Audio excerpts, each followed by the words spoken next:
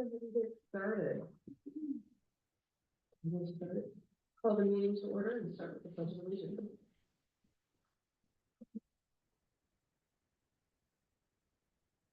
I pledge allegiance to the flag of the United States and to the republic for which it stands, one nation, under God, indivisible, with liberty and justice for all.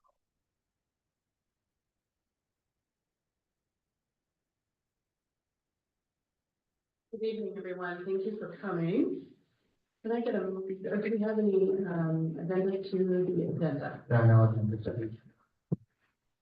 I have a motion to adopt the agenda.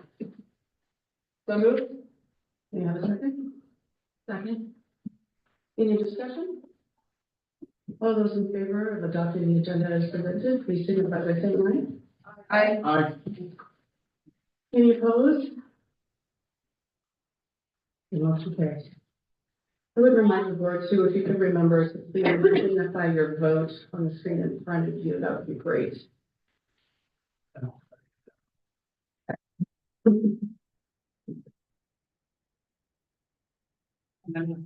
He's working on it. Okay. Now it's up. Now it's up. All right. Would you like to, Mr. Kim, have the public comments on proposed 2025-26 and 26-27 school year calendar? This is the first of two public hearings to provide input and comments on the proposed school calendar that will be submitted to the WDE Board of Education for approval as an alternative 2-year calendar. The second hearing will be held on March 11, 2025 board meeting. So you'll notice that there were copies when you came in of the proposed 25, 26, 26, 27 school year calendar. And as referenced just a moment ago, this is the first of two public hearings to provide input and comments. So we would open it up to any of those who would be interested. This is separate from the public comment that will come later. These comments would only be pertaining to the proposed 25, 26, 26, 27 school calendar. We will get to the later public comments here in just a few agenda items. And that vote will also be something that will be taken at the March meeting. So there's no vote taking place this evening for the board members. Anyone have any questions? Okay, we'll move on. Next on our agenda is introduction of the 2025 student reps to the board administration of their own. It was just that. Two of them tonight? We have two, our other two representatives have activities that they are participating in this evening, wrestling and basketball. They were unable to join us. All right. Mike, I'm sitting on a hot mic here. Is it the two of us have them next to each other on? All right.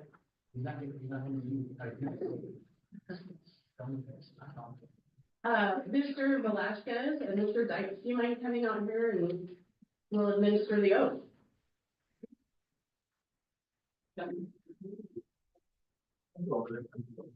Oh, okay.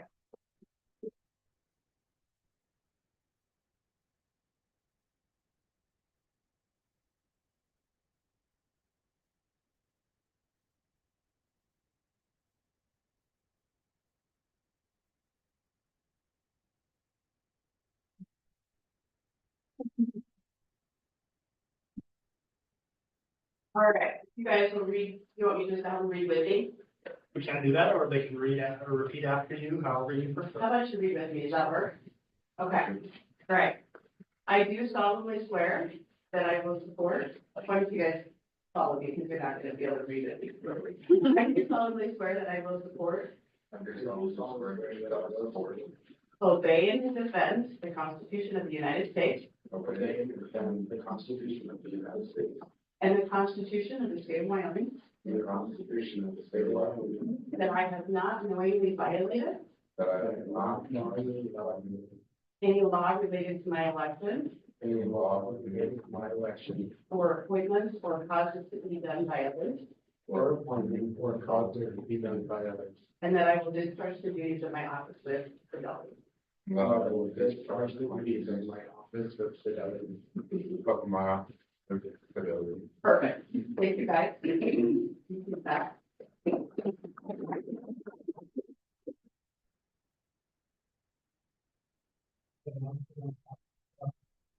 Now share your reason for wanting to be the school student representative. Do you mind using the mic so that people on the material can tell me?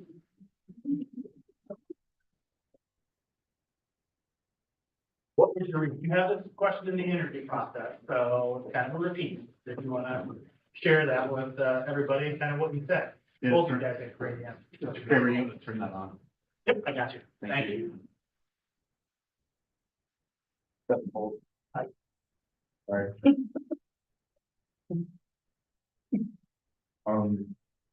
The reason that I want to be Mr. Representative is because, recommend that I do it. You can't hear it.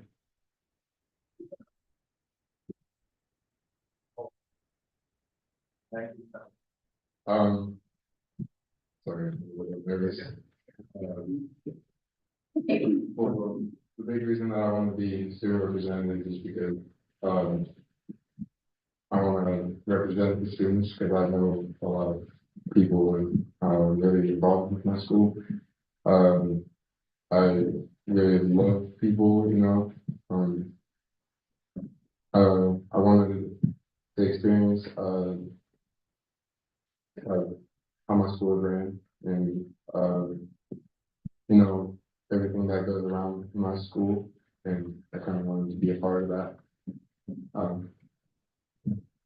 That's where you know students and King, is this your first experience in any student leadership position at all, or have you had any other leadership positions that you kind of had through your school career? this is my first time doing anything like this. So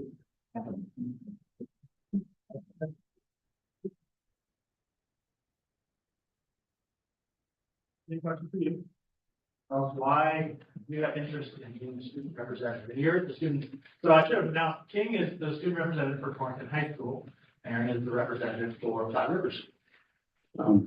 I was interested in the position of student representative because I wanted to represent my peers, because I felt in the past I was unfairly represented or treated because of who I am, or just, you know, things, how I act, I guess. And I wanted to make sure that everybody felt like they were in a safe environment, and like I do now in PRS.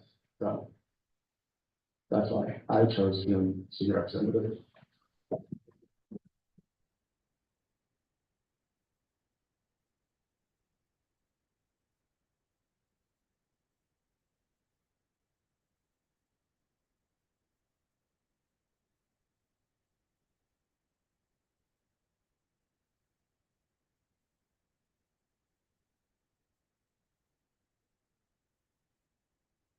Thank you, gentlemen. And Mr. Dykes, feel free to leave when you need to. I think the meeting can be long. Next on the agenda is committee reports by board members. The first one is the district policy committee. Do any of the board members from the district policy committee have anything to report? As chair, I would appreciate addressing that. I'm sorry, tell me that again. Madam Chair, I guess it might not, it's not coming through, I guess. There it is. Anyway, I've chosen there for the policy committee, unless somebody else wants to. The committee, including, fair chair and trustee Alexander, as well as the staff and teachers, we looked at two policies. One of them was the student threat policy, which is in our packet, and we, finalized it and brought it back. And then the, artificial intelligence policy is the one we're working on now, and it's gonna take quite a bit of work. It's a small policy they're working with out of Fremont County. And, but they've got a subcommittee working on that as well, because there will be a lot of work there to look at how it affects students and teachers and the rest of the district. So that's what we're working on right now. Thank you. Thank you, trustee Sharp. Anyone else from the committee? Okay. Curriculum coordinating council, anyone from that policy or that, board? Oh my gosh, anyone from that committee? Yeah, want to report?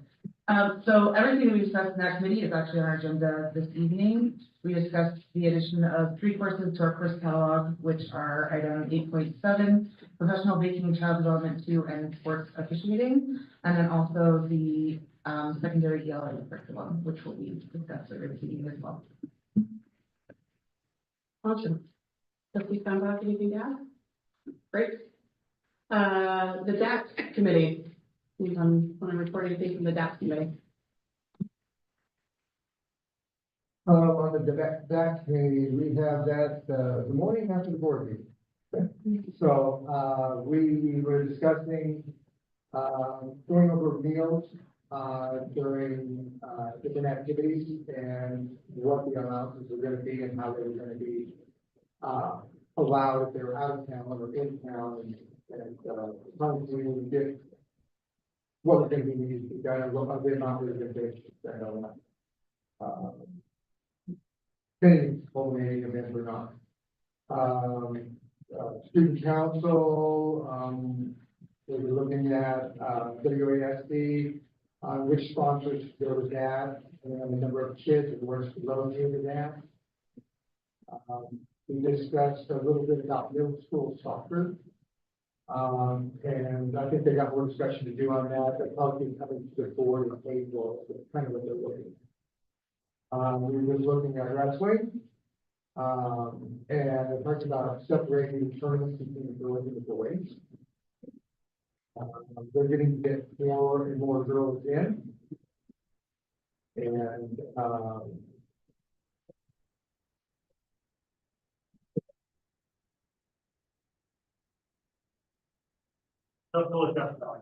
Sorry.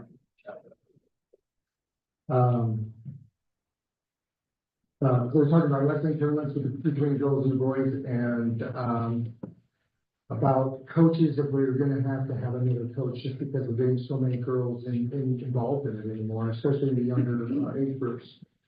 And, also about possibly volunteers coming help, with the coaching. And we're starting to talk a little bit about lettering for shooting sports. So I think that'll be kind of coming up here, maybe tomorrow in our meeting. So that's pretty much what we were going over, in that chat. Trustee Alexander, you mentioned middle school soccer. You mean becoming a school sport or a sport that's associated with school? Yeah, I think it's bringing it in to become a regular, program with this district. Thank you. Just going real quick, that will be something that would be coming to the board in April for their consideration of adding middle school soccer. They're going through the process as outlined in our policy to bring a proposal to the board for adding that as a school sport for middle school.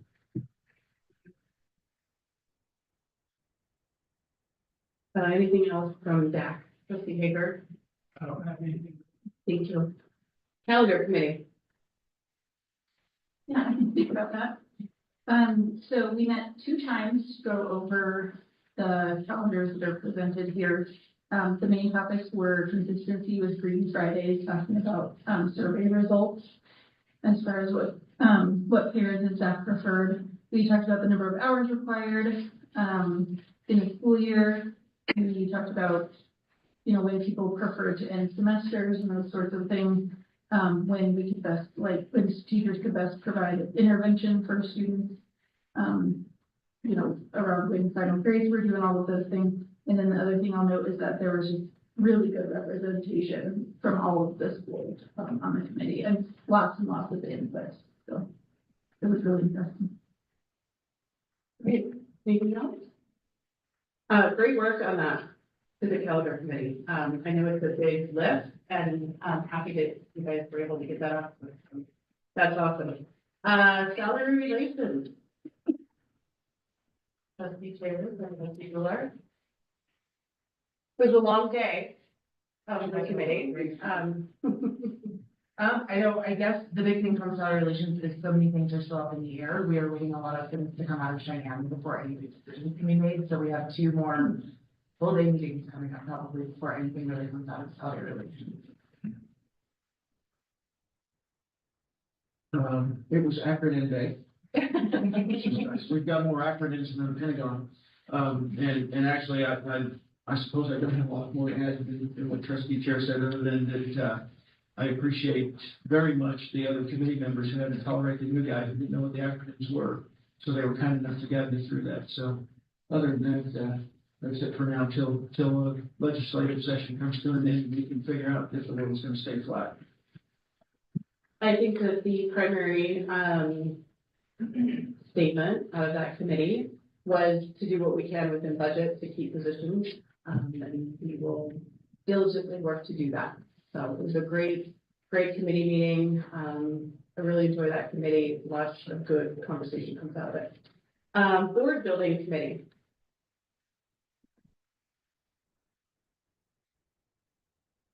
Okay, let's do that one.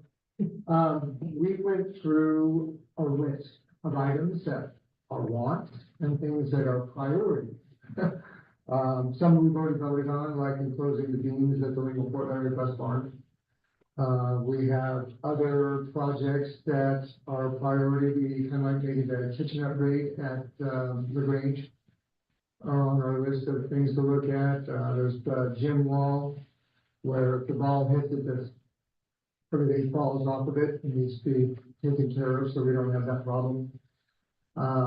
They have architectures looking at, a project in the auditorium for the seating.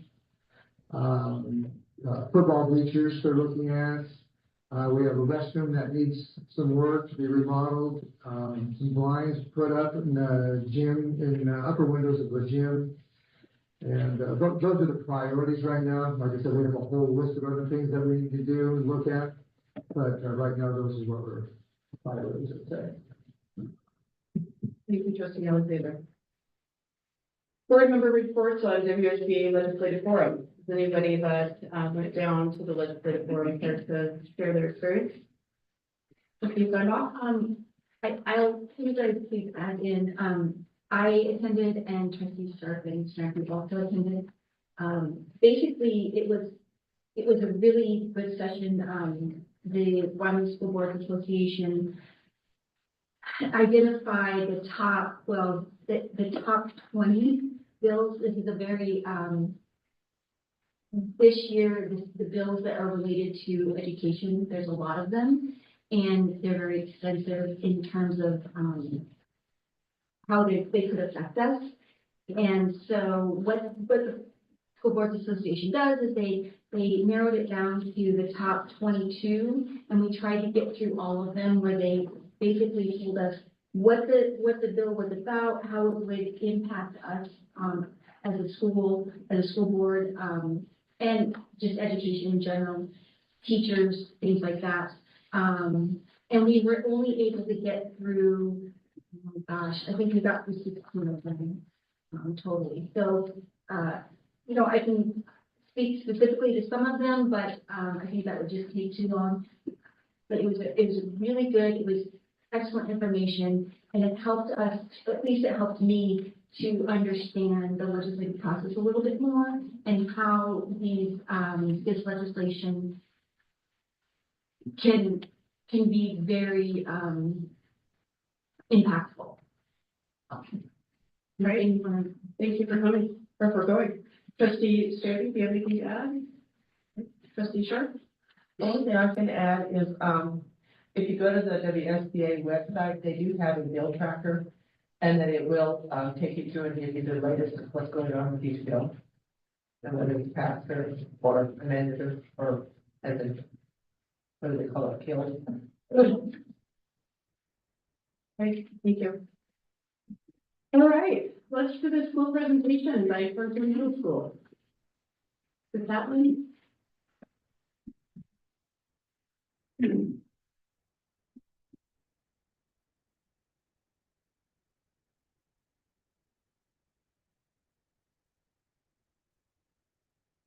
Honored members of Board of Trustees of Goshen County School District, Chairwoman Moore, Superintendent Kramer, thank you for having me up here this evening. Talk about one of my favorite things to talk about, Torrington Middle School. We A lot of people ask me, how can you stand here on middle school all the time? Well, my attention span is about that big. When I'm getting bored, I know the kids are about ready to run out of attention span as well, so it works out really well for me, so, I thought maybe we should have our new principal come up here and do this, but since he just got the job today, I didn't figure that was very nice. And we're about to put me out to pasture, so I just wanted to take a moment and thank you guys for giving me the opportunity to lead Torrington Middle School for the last 2 years. It's been a privilege and an honor. Made so many great relationships with the community and with parents and students. Our focus here is students, and I really enjoy each and every day coming, standing in the hallway, high-fiving kids, and just trying to be a positive influence in their lives. I wore a sport coat today. I don't normally do that, but I put on my big overcoat and I was walking through the commons area today during lunch, and one of the kids says, "Mr. Cowan, you're scary in that coat." As we talked about it, they said, "Looks like you're part of the mafia." I maybe watch too much TV. I don't know. So, let me see if I can get this clicker to work. Mr. Mike was over here today trying to help us out, so.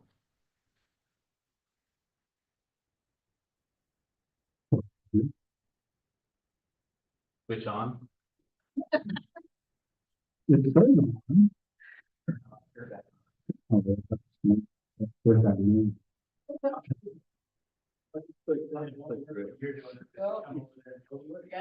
Yeah, they all hold my tongue out, right? You gotta say click. Click. Oh, you did it, yeah, period. Well, okay, what is it about? As we've got 200 68. We've got 23 certified staff members, with the loss of the literacy grant, and we're going to go down 2.5 FTE. I did find out today that we're possibly going to get a part-time Spanish teacher, so we can maybe start doing some, you're looking at me funny like you've never heard that, Marcy, so you heard that though, right? Okay, good. Hopefully I didn't go off track there. So we will offer some Spanish sample type classes for students, so we're excited about that. Let's see, we've got about 8 educational assistants, we call them EAs, and they help wrangle our students each and every day out here in the commons before school. We've got PLC meetings going on with our staff, so our EAs, they work incredibly hard. They have a huge heart for kids, and it's so fun to watch them work with our kids. We've got 4 custodians, well, 3.5. We just lost one, he's moving to Kansas, so we're interviewing to see if we can get somebody else to come join our team. We've got 3 cooks and food service folks, 2 office clerks. So I was able to have an opportunity to take some of you guys on a tour. We went down to room 502. I wanted to shout out to Mr. Van Tilburg and Mr. Sides. We've had the high school construction class over there. They're just basically have remodeled the whole thing for us. They got in there with grinders, and it's been really neat to see. We've saved thousands of dollars. So thank you, Mr. Van Tilburg. Thank you, Mr. Sides, for providing that service for us. I've taken some Coca-Colas down there for those kids and probably taken some pizzas or something, but they have been working diligently, pulling up old carpet and scraping concrete. So they've done an outstanding job. And like I said, they've saved us tens of thousands of dollars, so we appreciate that. So, we have a school improvement plan, Torrington Middle School. You might ask, why a school improvement plan? Well, we are partially meeting expectations according to the Wyoming Accountability and Education Act. Our score is a 1.7. We just missed the cut score of a 1.8, so we're pretty bummed about that. We were close, but I guess that's the picture that we're getting on the gondola here. We're moving up, so that's the point of the the school improvement plan. So if, you're identified as partially meeting or not meeting expectations, the Wyoming, Accountability Act, requires us to do a school improvement plan and how we're going to get to where we need to go. You probably can't see this very well, but, where we're not, where we need to be is an achievement. Okay, we are just below target. And I'll get into that in just a second, what that means, but we are meeting, expectations in the area of growth and the area of equity. So we're just missing it by 1 point, in achievement. So to break that down a little bit for you guys, achievement is basically the percentage of students in our school who are meeting or are proficient or advanced on the white top. So we were at 50, the low cut score was at 51, so we missed it by 1 point. So we just didn't quite get there. We see some data folks here that, we drilled down. What we're lacking in right now is our tier 1. We need to shore up our tier 1. A little more rigor into our classworks, a little more writing, more reading, and that type of stuff. Growth is mean student growth percentiles, and that's not for students that are mean to each other. That's the arithmetic mean, and load, if you remember that from school. We're growing kids. According to this model, we're growing kids, we're doing well. We're meeting, our score is a 56. The low cut score now is a 48. So we're making progress with the kids that we're getting, we're growing them. Equity, this is looking at predominantly the special education students who have been historically in the lowest 20% of our classes in their achievement. We're growing them. We're at 54 with the low cut of 48. So we feel like the kids that we're getting, we're growing. We just need to grow them a little bit more and a little more rigor in there. So part of the school improvement plan is for us to come up with some goals. So they give us a menu of options. The State Department of Education gives us a menu of options of what we want to go through. So we decided to start with data-informed planning. We want to become more data-driven, not only as a district, but as a school ourselves. So we're utilizing the MTSS framework. Mrs. Walker happens to be right here, who leads a lot of this, and we appreciate her work. And Mr. Derby, we have benchmark data meetings after fall, winter, and spring assessments. So we get together and we confront sometimes the harsh reality of where we're at, our current reality. And Mrs. Walker came over and helped us as a staff learn this branching mind software, which you guys graciously spent money for that. And it's a wonderful time-saving tool that, like any other tool, until you get to learn how to use it, it doesn't do you a lot of good just sitting in your toolbox. So like I say, Mrs. Walker came over several times and helped our staff. She tells us that we're doing well and we're using it appropriately and we're making progress on that. So our first goal for this year was by the end of the 24-25 school year, teachers will regularly use branching mind software. So we feel like we're making good progress in that. And I think Mrs. Walker's truthful, she'll tell us if we're not. So our second goal, we went with professional development.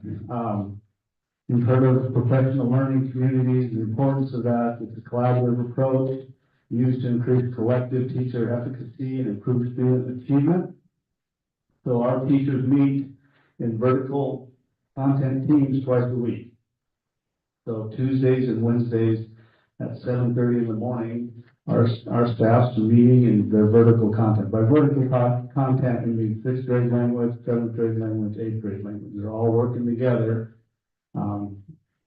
For example, 8th grade is the only grade in middle school that's tested in science. But we can't leave that just to the 8th grade teacher to make sure that our students are achieving in science. We've got to align what's happening in 6th grade and 7th grade and 8th grade to make that happen. So we believe in the professional learning community model, and you guys believe in it because you guys have approved professional development with Reed Daniels coming out of Thermopolis and Emmy Herger helping us with our math. So we're making great strides in that. We're doing the right work. We're not there yet. So our goal number 2 is by the end of this school year, teachers will regularly provide PLC agendas, which our guiding coalition has helped us narrow down what a PLC agenda should look like. So we're working on that. We're focusing on essential standards and pacing guides. So that's the goal by the end of this year, is to make sure we're on that aspect. So the third goal, we picked instruction. Classroom practices are used to promote self-awareness, self-management, social awareness, relationship skills, and responsible decision making. So the district was the recipient of a grant to bring Leader in Me programming here to Goshen County. And we moved people's shoes a little bit. We went with halftime flex time and halftime Leader in Me time. So that's been a little bit of adjustment for people. We're getting around to it. The new principal, actually, Mr. Barker, led and is part of our guiding coalition, our lighthouse team, we call it, for Leader in Me. He's done a great job with that. And we're bringing in lessons. Our goal when we wrote this in October was that teachers will provide a minimum of 36 social emotional lessons to the TMS student body. And we're doing 2 a week, so we're going to hit that goal. So I don't know if you know a lot about the Leader in Me curriculum, but our staff is buying into it, and I think we're going to make great progress with that. Let's see. One more thing that Mr. Barker and Mr. Jackson both have led us is our tardy reduction initiative. It's one of those things that I, as a principal, that was just not one more thing I was ready to take on. Mr. Jackson and Mr. Barker, along with our whole staff, got together and said, this is important that kids are in class when they need to be in class. We need to send that message that there's a place you need to be, get there. You got stuff to do. So you can see we started with 60-some tardies the first week in January. We're down around 20 now per week. So if I was telling the guys I took on a tour that I staying out here in this crossroad, I try to, one of my goals with Mr. Kramer is be out there 75% of the time. See how data-driven we are? We're just data-driven all over the place. But I stand out there and kids are getting to class and they're running, walking at a fast pace to get to class, which is a difference between running down the hall and getting to class, right? It's been fantastic. But one of the unintended consequences that I can see from my dad is when we give that attitude that school's important and you need to get stuff done, suddenly our behavior referrals have dropped tremendously. So as simple as that sounds, that we're here, we've got business to do, we're going to take care of it. I've seen a huge drop in behavior referrals. I've had to give kids after school detentions. There's a detention attached with every 3 classes that they're targeted to. And that was one of those things that once we got going down this road, it occurred to me, oh, well, some kids, well, none of our kids drive, so it's kind of not their fault if their parents get in here late or the car breaks down or whatever, you know. So we did have a girl who lives right across the street. If she's late, that counts as a tardy. But everybody else, we give them a little pass on the first period. But for the most part, our kids are getting where they need to go. They're hustling. And there's 3 or 4 kids that I get to have a little more conversation with, so. That's our school improvement plan. I think, we wanted to align our goals with, the district's goals, and, I think we're making great progress. I have some star data to share, and some white top data, but I'm not gonna refer to Mr. Kramer. Do you want to give that now, or wait? Just Why don't you give the other things other than your star data? okay, We'll go over star data here shortly. okay. So I have some white top data, and I'll share this with you guys here real quick.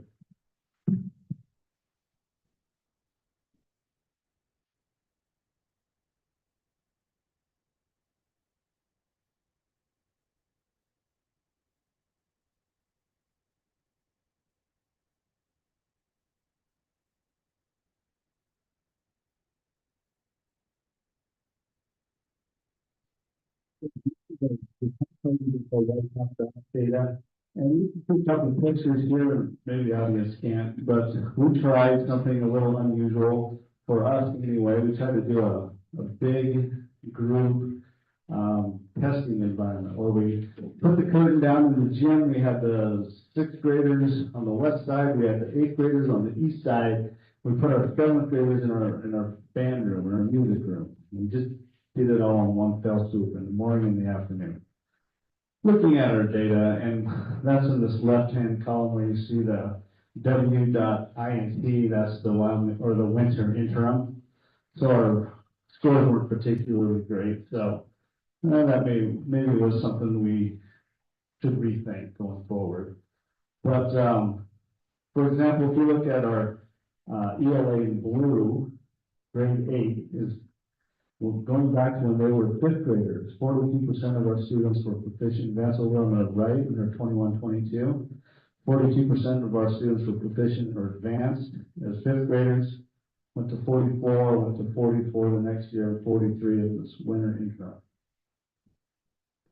And you can see this current 7th graders, when they were in 5th grade, they were 50%. Last spring, they were 62. At our interim, they were 50.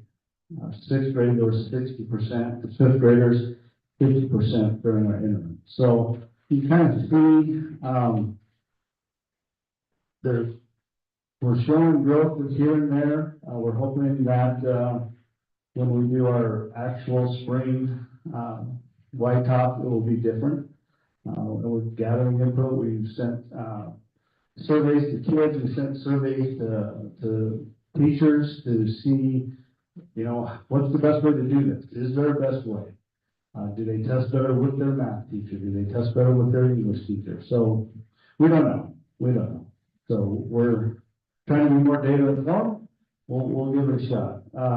Our current 8th grade, as you can see, going all the way back to 5th grade, there were 29% proficient advanced as 5th graders. There were 32 in 6th grade, 33 in 7th grade, 33 in the white top in the winter interim. So we're still struggling with that particular group, and you know, they've had Eureka Squared math as 7th graders, and they're getting it again this year. So it should be something that will have some more spiraling going on with that curriculum. So Go ahead and share white out there. We won't have to come up a second time. okay. Thank you. All right, star data. So we can see, here's our math data for 6th grade, star math, the fall. This is from our starter test, Renaissance test. We looked at what they did in the fall, looked at what they did in the winter one, which we took right before Christmas. And you can see that our kids grew 7% proficiency. What that stands for is the 50th percentile or above. So the winters, 58% of our students were at the 50th percentile or above in math. 7th grade was 52, and that's the one grade we did lose a percentage from fall to winter. And 8th grade, they grew 1%. So as far as math, all of our students grew 2%.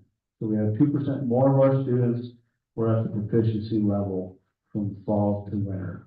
So, and I know, I feel like it's pretty good data because I don't know if you know, but when we gave the STAR test right before Christmas, there were a few kids checked out already. So, there is that to consider.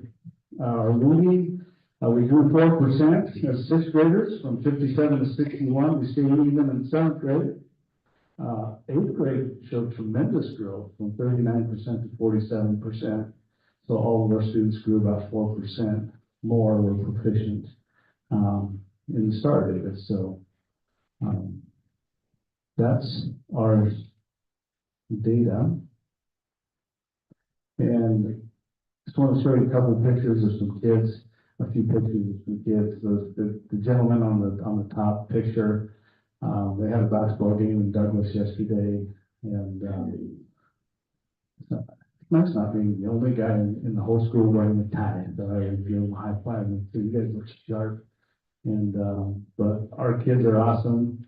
They're middle school kids. We love them, and we're glad to send them home with you today too. So, thank you very much. We appreciate your time. Appreciate all your work, and thanks for coming out in the frozen tundra tonight.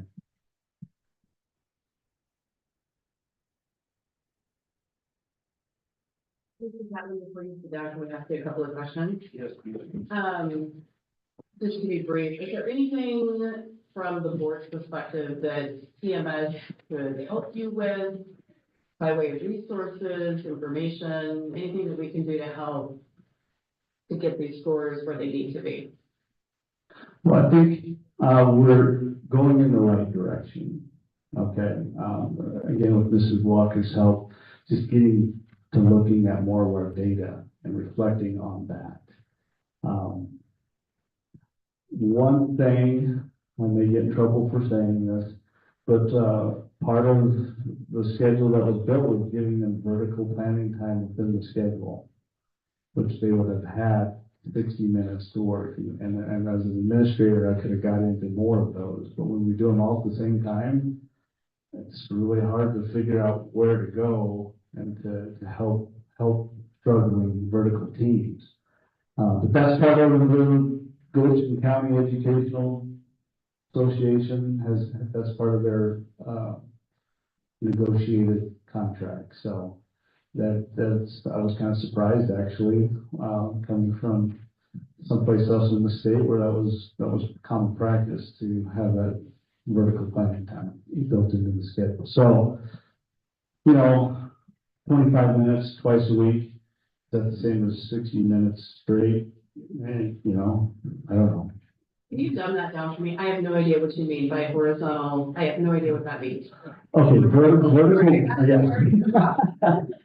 So vertical teams are your grade levels, 6, 7, 8. So it's vertical, and they get together and meet. And they talk about their pacing guides, they talk about essential standards, and they make sure those are aligned. Okay. So that's just, it is what it is. People have decided that long before I got here, so and I'm not saying it's wrong, it's just caught me by surprise a little bit, I guess. Are you saying we're not doing that vertical planning piece currently? So I'll kind of shed some light. It means that time is only to be devoted from 7:30 to 8. It cannot take a planning period during the day to have that required for teachers to meet during the planning time. We saw them meet for 25 minutes from 7:30 to 7:55. But as part of what we've talked about in salary relations and those things, the planning period is their planning period. Some have chosen to use that in that manner. Others chose to leave that planning as a time in which meetings are not conducted. So currently the vertical alignment piece is part of the PLC in the morning? In the morning. Thank you. Yeah. No. But no, I think you guys do a great job of providing us with incredible resources in a beautiful building. And I have no qualms about, it's not like we're complaining about we don't have any money, we don't have any copy paper, anything like that. I think we, as a staff, we need to own our own data a little bit more. And I have staff members that they come to me and they're sick about the scores that we're getting and like, what are we doing wrong? And how can we get better? You'll notice things like lunchroom procedures behind you and over here is trying to help model that for teachers. You have to have procedures for your classrooms. If you come over here from last year to this year and look at how our lunchroom operates, it's much more smooth when you have a procedure for it. And you teach that, it becomes routine, it becomes something that kids just do without thinking. And I'm talking to our custodial staff, our lunches are much cleaner now than they were in the past. We used to take them 15 minutes to clean up between lunches. And now with our procedures, it's just better. So it's one of those modeling for them. When Mr. Smith was here, you could go in and suffer Mr. Smith sit in his chair and not say a word. The kids would come in and do exactly what they needed to do. You wouldn't have to say a word. So that's just part of that whole teaching kids routines, teaching kids procedures. So, you know, I asked for 25 books of Harry Wong's First Days of School. Yeah, no problem. Here you go. I asked for 20 books of Teach Like a Champion, or, you know, Get Better, Get Faster. We have a lot of resources. We just need to really decide that this is my data. What am I going to do about it? So, and I think that's the whole point of the PLC process, is all of us owning all the math scores, all of us owning the science scores. Now, what I did put on there was our winter interim science score. We had 56% of our kids advanced or proficient in science this year. That was a huge increase from last year. So Mrs. Rogers was very, very excited about that. So, cool. Thank you.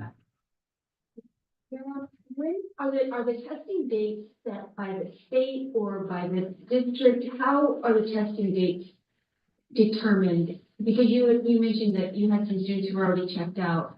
Can you all make a different decision on when those testing dates are, or how does that work? There's windows that they give us, especially when it comes to White Top. They say you can do the winter interim from this date to this date, is the month of January, for example. And the district sets the STAR test, is that correct? And that's a window as well. You don't have to give it this day, give it within this time frame. So our spring White Top, you know, they give us 3.5 weeks to get that done.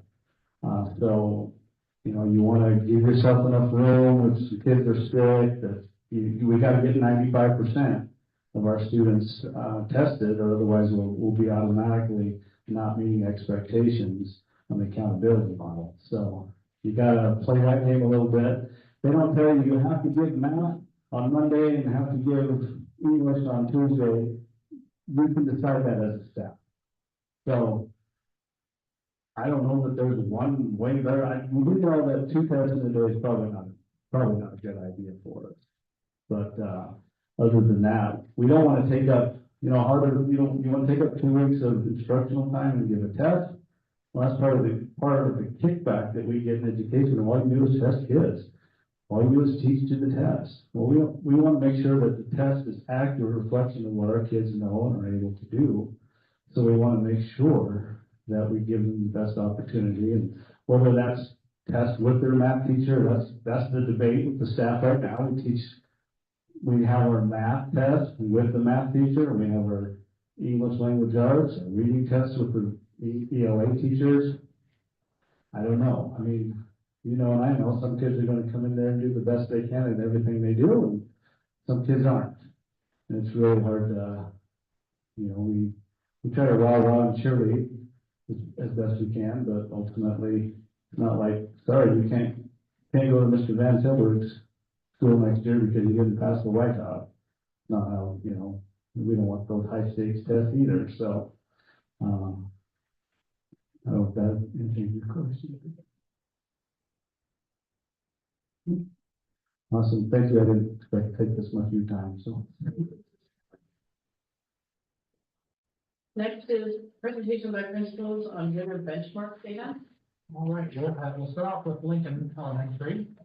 And Mike, I'll share via the Zoom on PowerPoint, so actually they can see that on Zoom, if that's all right.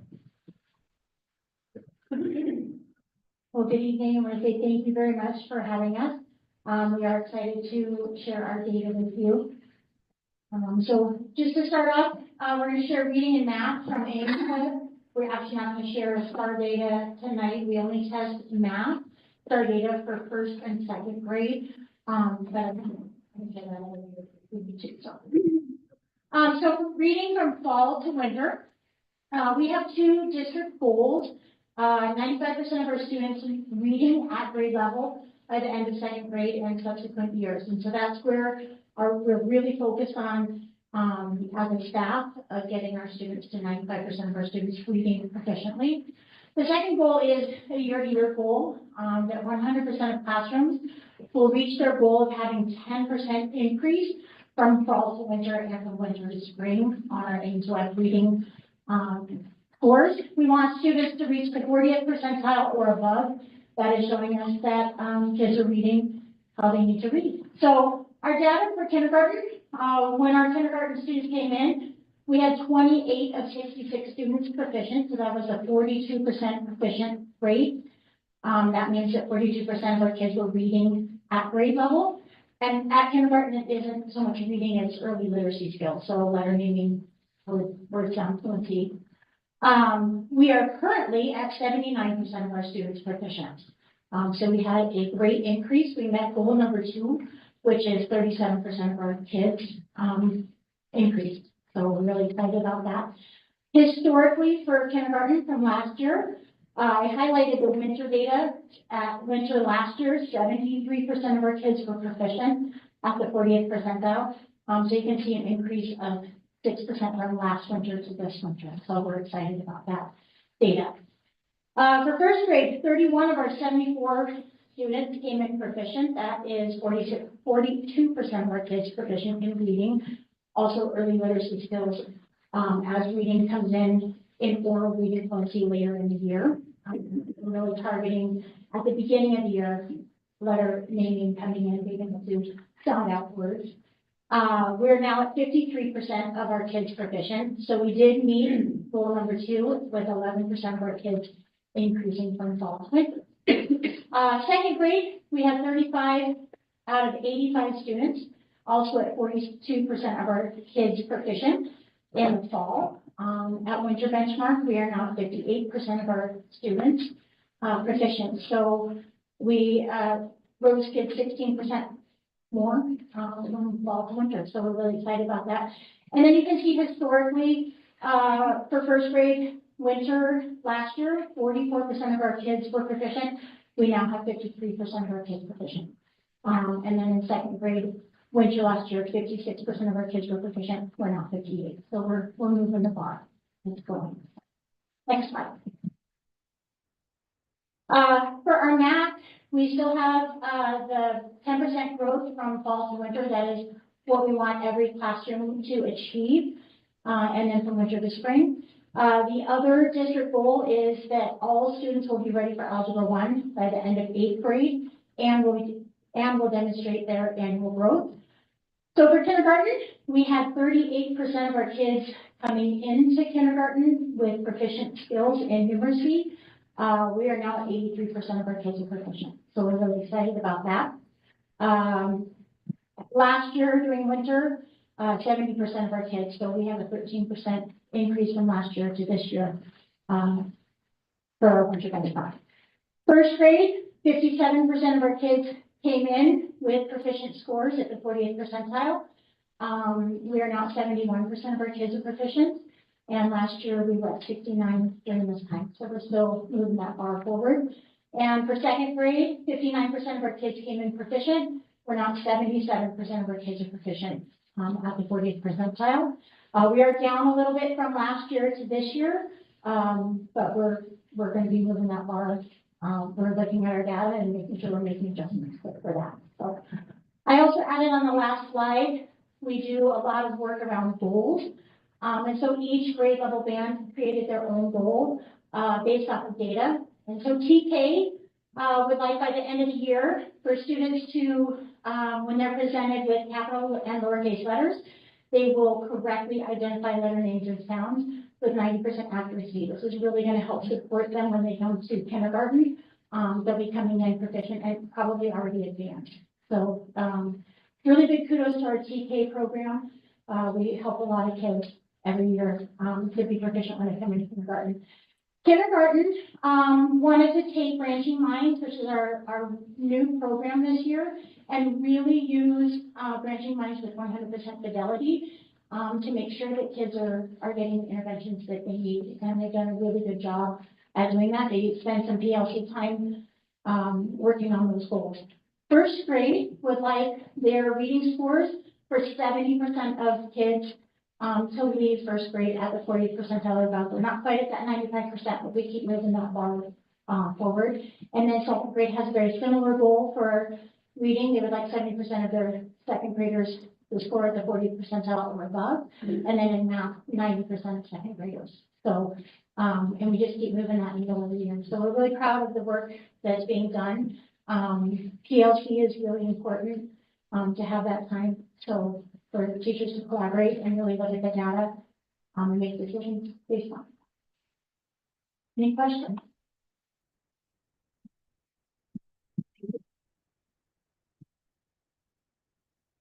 I'll go ahead and have Mr. Fortune from Travel.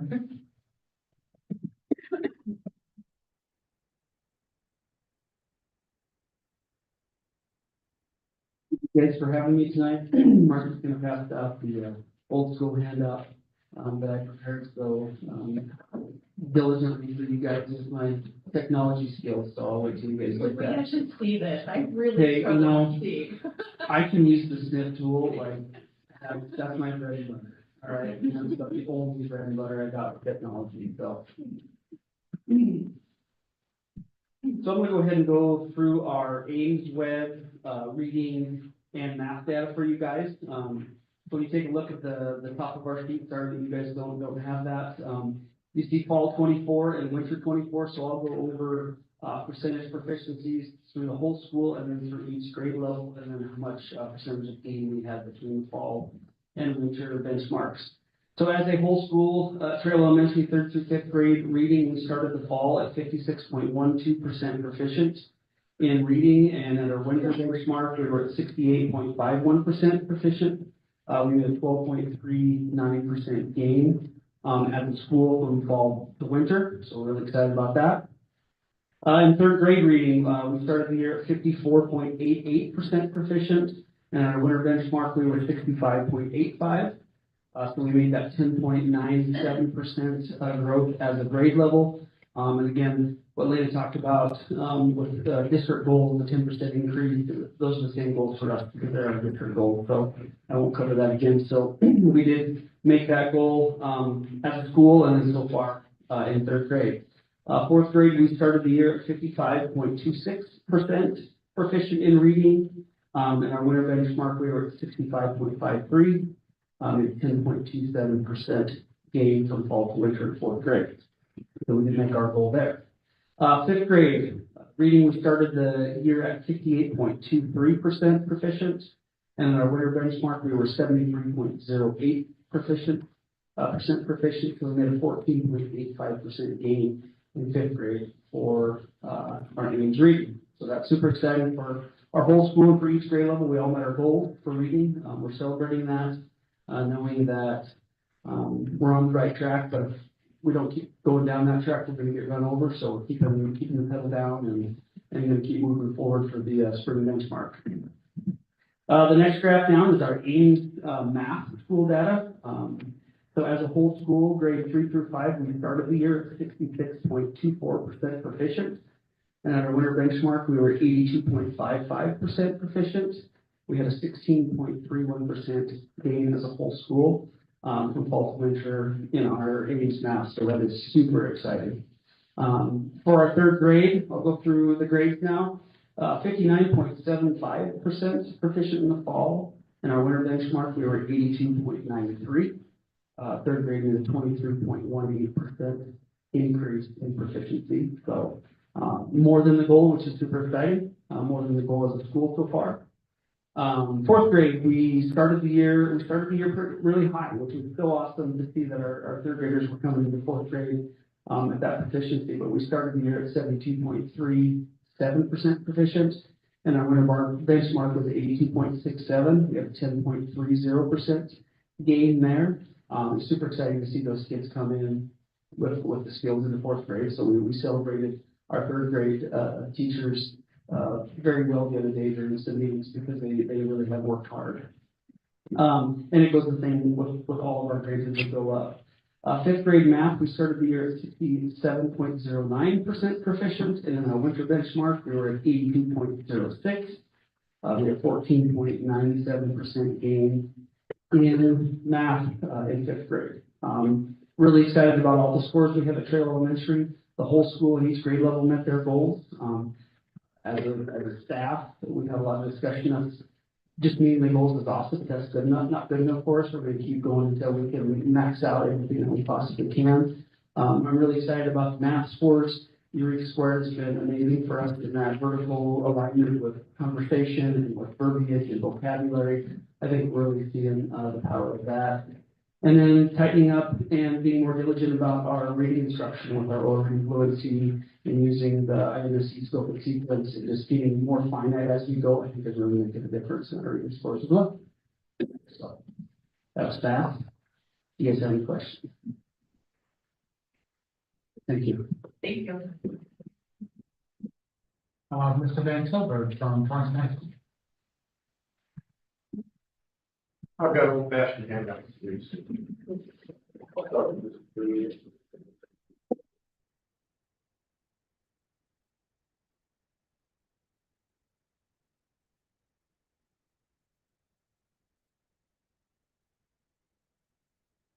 I am Mr. Van Tilburg, the principal of Torrington High School. Thanks for having me here tonight. I just want to go through our STAR data from fall to winter and highlight three things: reading, math, and our SEL, which is our social and emotional screener that we did this, let's say November. I'll get into that in just a minute. Reading, first of all, with ninth grade, I want to focus on the number of students that are in each class proficient. Fall was 50% of our students. In winter, we had 50.65. With math, we had 63.64% of our students in ninth grade proficient, and the same number also in the winter.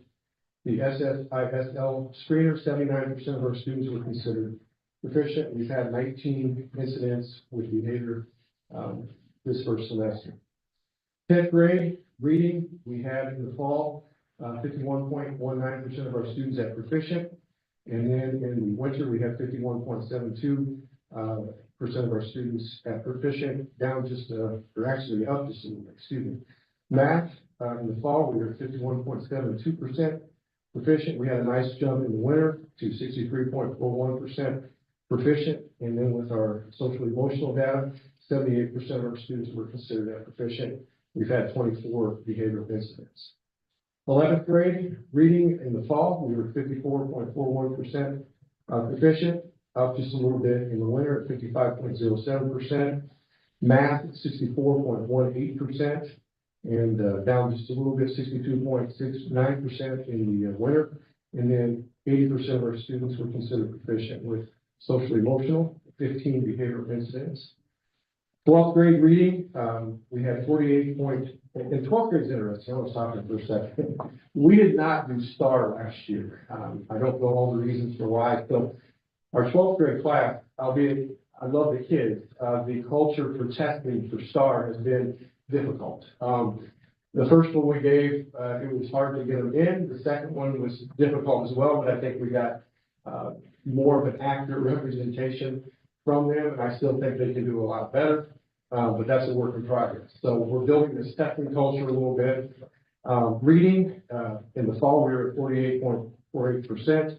It did raise, as you can see in the winter, it did go down a little bit, 46.58%.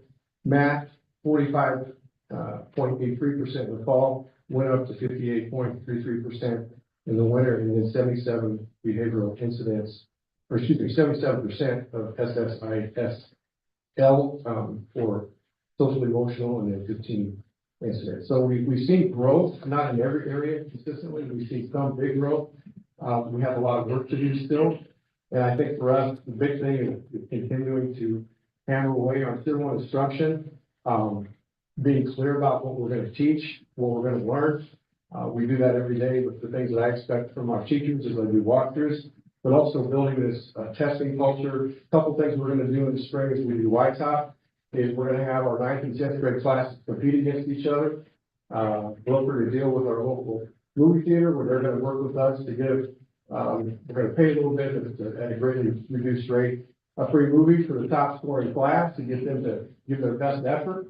We're also gonna give them a laser time to go in the gym and have fun and do some things that they wanna do, to try to just get that awareness of do your best, that's all we ask. Don't punch keys and put your head down on your laptop after 5 minutes, which we saw a lot of that in the fall. So we're really working hard to try to overcome the culture of testing and THS. So any questions I can answer?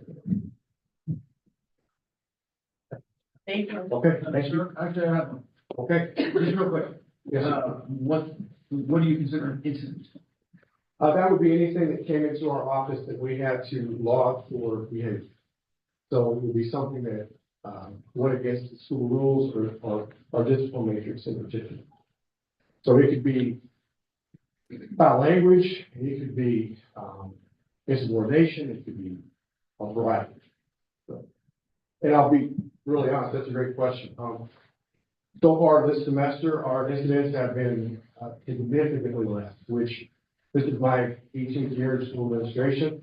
January and February are hard when it comes to behavior. And I would attribute a lot of this, to be honest, to our 4-day school week. I believe kids and staff are a lot more patient with each other. And it's just been a better environment, I think, overall, by having 4-day weeks when it comes to behavior. So that's my take on it. We're seeing less discipline coming in over the course of this year. You bet. Thank you. Trustee Goulart, I thought discipline matrix can be found in their handbook as well. I'm sorry. It can be found in the THS handbook as well. That outlines it. Thank you. Thank you. Mr. Williams from Southeast.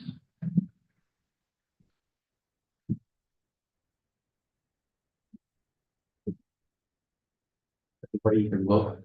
Perhaps what I'm gonna do. Oh, you can go stand over here by. You sent it in the right form, so I can actually pull it off here. All right, I'm gonna get up, I'm gonna keep going, if that's the one you want first. Sure, we'll go with that. So our Ames Web reading proficiency rates for K-5 from fall to winter. Our kindergarten class came in, they were just a little over 41% proficient, moved up to 83, just a little over 83% proficient. First grade started out at 27% proficient, moved up to 50% proficient. Second grade was similar. They started out at 29.41 and moved up to 50% proficient. Our third grade teacher and class, they did a great job. They started out at almost 67% and moved up to almost 95% proficient.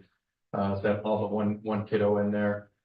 Fourth grade started out at 75% proficient and moved up to 85%, almost 86% proficient.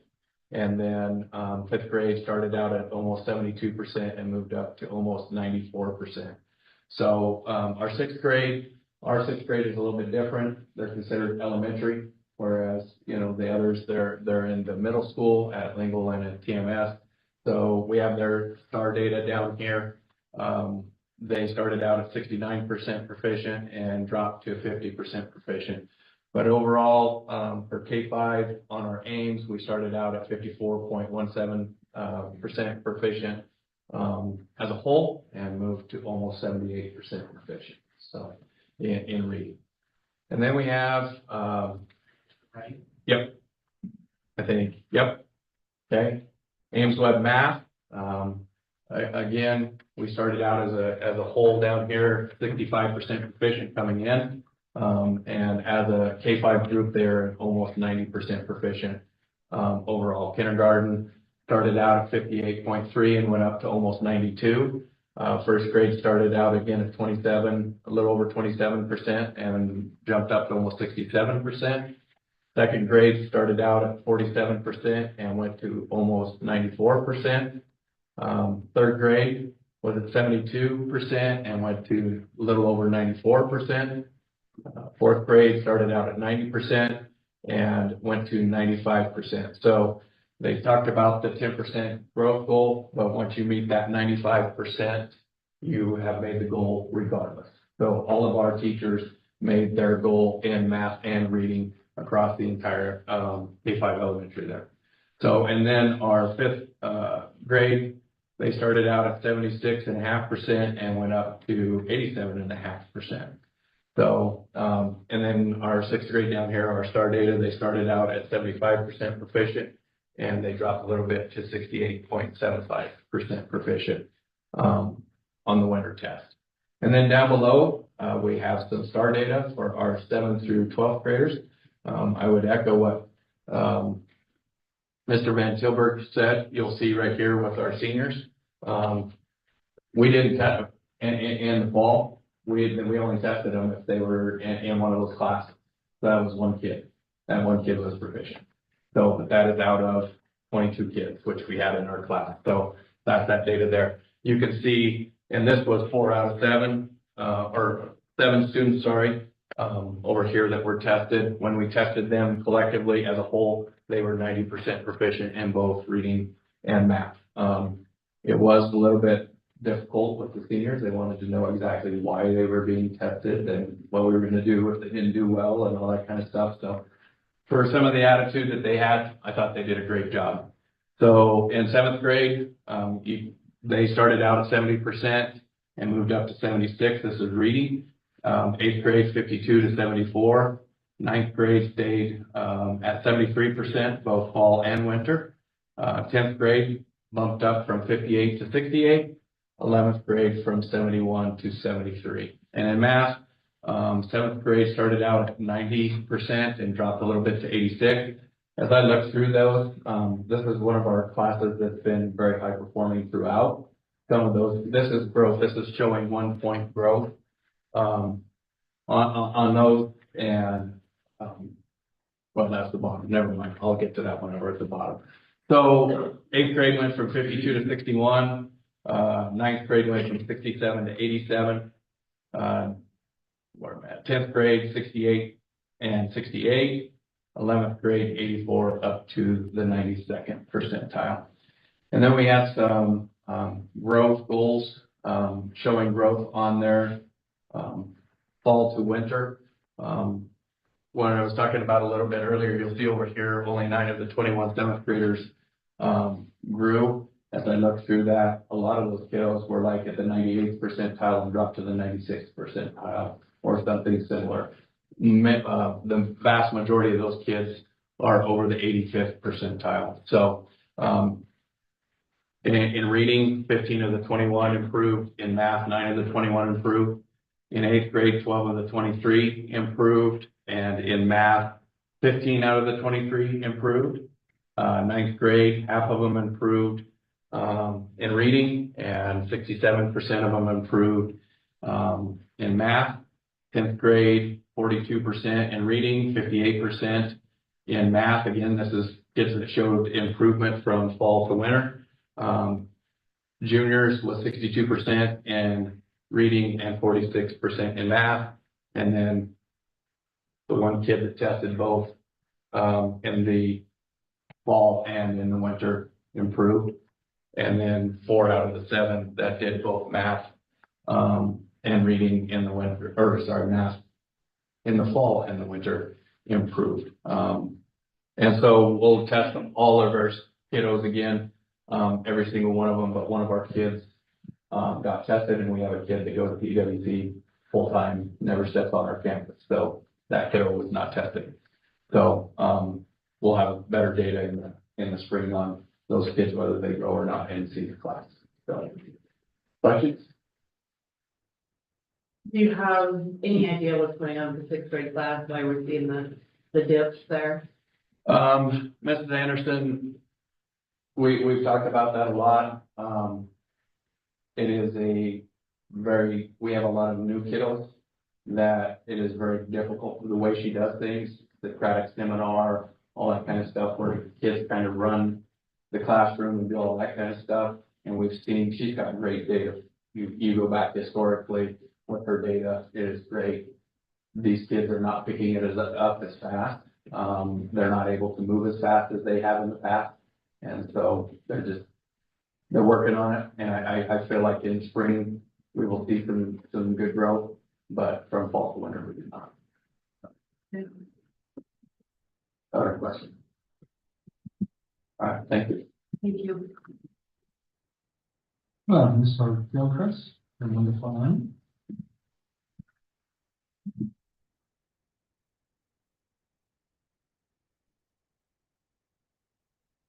So the theme for my evening will be Red Tail, two cities. It was the best of times, it was the worst of times. So up here, you'll see my elementary data. You can see the growth. If you look at across the reading average, we gained anywhere from 11% to 28% across the board. So met all of our 10% growth in reading. If you go across the math, we had one grade level that did not make it in math, and that was 5th grade. She started out close to 80%. Looking at the data, we have a good chance in that grade level of getting to that 95% mark with the kids she has on the bubble. So the elementary did a great job. Across the board, great growth. That one class, again, we took a very deep dive into that data, looking at what those kids can do and where they're at. And we're pretty sure we can move that group of kids. Down there at the bottom, again, started out at 77.27 and are at 81% now, so only 4.5% growth rate. That's really the only flaw in our data. Our math data looks very solid. You look at the two classes with 35% growth from fall to winter. So very good data. Now, moving on to the middle school and the high school.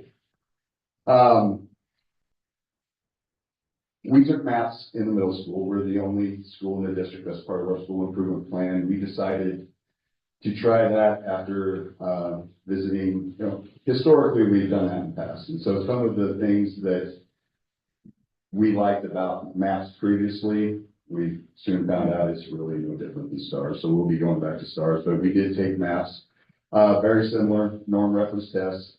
Data is very, very comparable. We did not perform well at the high school and middle school level in the winter. And that was incredibly frustrating because of how we performed last spring. And then we came back this fall and had some of the better data that we've had initially to start a year with our standardized tests. And so when we took the winter benchmarks and we got the data, well, I was incredibly frustrated. So very competitive by nature. I wanted to know what the heck was going on. And so at our benchmark meetings, started evaluating some of the data and then finally decided, okay, it's time to take the ego out of it and let's look at what happened. And what it boils down to is we have a test-taking culture issue at LFL. And I think we got past that last spring with our performance on Whitetop, which was good. But I think as we started to take a little bit of a deep dive, we started our school benchmark meetings last week and started having conversations around why our data looked like it did. Because it was incredibly frustrating for the teachers who were embarrassed. Because as we're looking at the benchmarks, we're pulling in TMS's data, comparing it to ours, PHS's, Southeast, and we were the lowest by far in the benchmark. And that was frustrating for the teachers.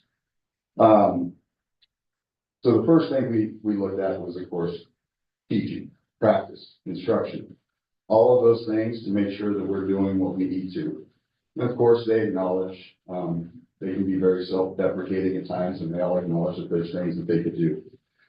But I think we also found some issues we presented on the ACT prep that we've been doing. I think that's been very successful. I think we need to be very diligent about how we're doing that, approaching these higher stakes tests. In fact, several of them took their ACT prep right before they took their math test in the middle school. Probably not best practice to get good data out of our math test. So some of those things we acknowledged. The teacher's gonna go out and do kind of a survey of students, to kind of get their thoughts around why the performance was like that. There's anomalies that show that it's not just true achievement. We had more than a handful of students that went from 40th and 50th percentile to first percentile. That's just lack of effort, but why? And so that's a lot of what we're diving into at the school level, because we didn't meet our goal in any grade level, 6 through 12. And we had a mild rebellion among my seniors. They took it, did very well on the fall benchmark. Then we got to winter and we gave them the test during their finals week. Probably 2/3 of my seniors are taking college classes, and we also gave them the test during the finals week and a variety of things. So we've got a lot of stuff to evaluate, first being our instructional practices, and we'll do that. Unfortunately, we did not continue that conversation this week. We had other priorities at LFL this week, so we will continue that conversation next week around what we need to do to improve our test taking culture. And I'm glad it happened now, not in the spring. We got some things to fix. So, any questions? All right, thank you, yes. LaGrange.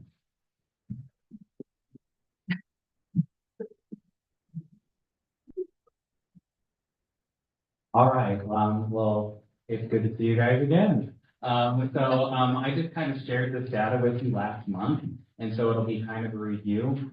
Since we're a K-6, our 6th graders, I'm gonna lump in with our Dean Swift data, for our goal setting for our school, it was a lot easier for us to do it that way, and the 6th graders, performed very well with our other kids. So if you take a look at our fall data coming in, I agree, Mr. Williams, I think we're pretty small. I'll get it.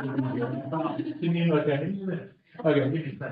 So in the fall, in reading, we had a school average of 50% proficient, and in the winter, we have 94%. So school-wide. I'm not going to disseminate by grade level because our classes are so small and that would identify students. We had some really amazing growth on reading. And then in mathematics, if we'll go across over to that one, we had some amazing growth as well. So in the fall, we were at 68%, and then in the winter, we're at 94%. So our teachers and students look very closely at their data. We have our school-wide benchmark meetings. We're very small, so we own all of our students. And when we took a look at our data, we decided what we could do school-wide to help improve scores. And our students are very aware of that, know their own goals, and they look at their aim lines every 2 weeks. And so they own their data from kindergarten to 6th grade.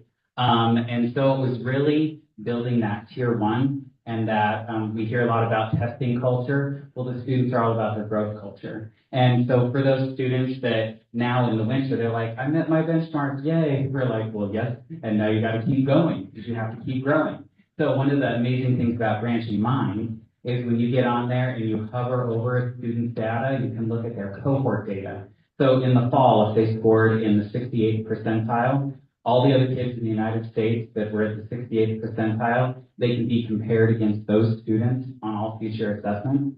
And so we took a look at those kids at their data and say, Matt scored in the 68th percentile. I can look on the winter benchmark and say, how am I doing compared to the other kids? Am I growing?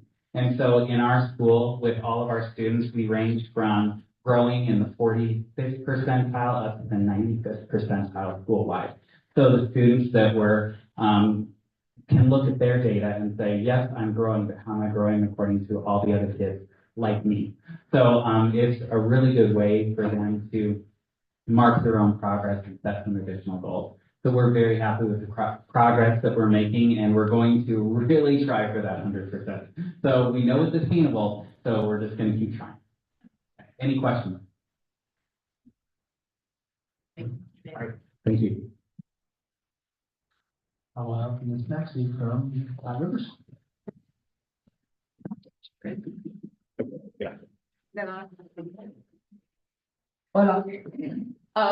So we use a different type of diagnostic at Flat River. We actually use the exact path. That's part of our program with Adventum. So we actually have 3 different diagnostics, where the other high schools have the STAR data. We focus on math, reading, and language arts. So this is what our data says. I'm really stoked about our kids, so if I get a little excited, you may have to tell me to slow down, because when I get excited, I talk fast. So, yes, I'm from the South, but I still talk fast. But proficiency wise, in reading, our kids were scored in the 75% of them scored proficient in the winter, and did go down 74%. What I do need to say about our kids though, is that a lot of them scored like in the 92nd percentile, during fall. So it's really hard for them to get any higher, as Mr. Williams, I believe, said before. But I'm really proud of our kids because a lot of them just stuck with it, and they tried really hard with the reading diagnostics. Also with math, I'm pretty stoked about this because I am their math teacher as well as their principal. So the proficiency rate in that in the fall was 45%. In the winter, they went to 68%. So we're going to continue to strive for that. I have been blessed with the vocabulary that is being used in Eureka that we will now use coming up to the high school level, just making sure that consistency of that vocabulary is being used throughout high school. And we'll see that here in the next few years and how this works. The last one, language arts and writing, they went from the 71% being proficient to 84% being proficient. So I'm pretty proud of my teachers. I'm pretty proud of my students. They're amazing, and they are doing a great job. I will say this, I would have shown you guys the data from last year, that this is the first time we have really dove into exact past data, because before we were using other data, but this is more aligned to what we are doing. It aligns with Blacktop, it aligns with ACT as well. So like Mr. Bailey said, I'm not going to go over the grade levels because you could pinpoint my kids, and I don't think that would be fair for them. So this is overall school data. Again, super proud of them. So any questions for me? I keep it short and sweet. Thank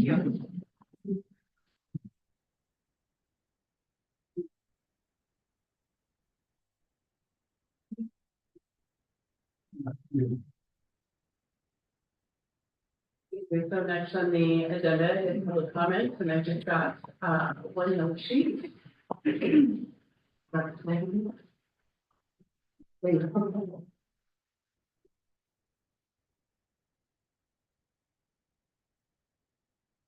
Comer, do you mind telling us what agenda item you wish to address? I do not need to keep my comments specific to an agenda item, it's public comment. Okay, so you are not going to adhere to the form. And go ahead, you don't have to, I'm just asking you because it's not explained. Okay, so you know the rules, 5 minutes is the limit. Go ahead. Ladies and gentlemen, I would like to, I have a number of things that I would like to address, but I doubt, can you hear me? But I doubt that I will have time to address all of them. I would like to use the advice that my 5th grade teacher gave us when writing assignments, is to keep it like a good bikini, in that it's long enough to cover the subject, but short enough to keep it interesting.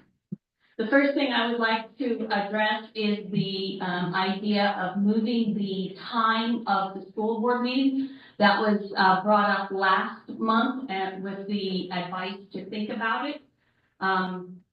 In my opinion and per my experience, it is very difficult to get to the school, get off of work, get home and make sure my children are fed, and then get back to town to attend the school meeting, board meeting with any kind of non-stress type. I'm not speeding. I'm not worried about my kids, so forth and the like. I feel like time any earlier than 7 p.m. is an undue burden to the public and is unreasonable to the public. I have been attending these meetings for over 4 years. They've always started at 7 p.m. The school board had an opportunity to change the time when they were newly sworn in, and they did not take the opportunity at that time, which I felt would have been appropriate. That's all I have to say about that one. On the second one, I see on agenda item 8.7 that there's a recommendation to add some high school credit classes. The first one being professional baking, the second one child development 2, and the third one sports officiating. While I'm sure that there are individuals interested in these 3 areas, I would like to see the school take a more active a more directing as to what children are really needing. For instance, my high schooler graduated high school, has no idea how to fill out a checkbook. He has no idea how to write a check. I used to work in Arby's. I would get high school students that didn't know how to sweep a floor, didn't know how to wipe the table, didn't know how to do dishes. I really feel like these many people don't know how to fill out a resume, how to fill out a job application, where to go to look for jobs. These are some very basic skills that I think that our kids are in desperate need of if they're going to have any chance of being a successful adult. I understand professional baking that instead of professional baking, I would recommend have boiled water and ground hamburger so that they can at least feed themselves. How to go shopping on a budget. These are some real world experiences, and yes, their parents should be teaching them. But if we're going to take it upon the school to teach social emotional learning, then I would assume that the school also should feel the need to make sure that these children can survive absent their parents. I see I have 1 minute and 30 seconds left, and I don't feel like I have enough time to get into the other issues that I have. I will say that they have to do with bullying. I have received several comments that are concerning that I would like to address later. And that's all the time that I'm going to choose to take on those subjects. On that subject, the fourth subject I would like to discuss, not at this time, but to give you a heads up, is the continual apparent changes to how we're going to conduct these meetings. Again, I will address those next month. Thank you very much.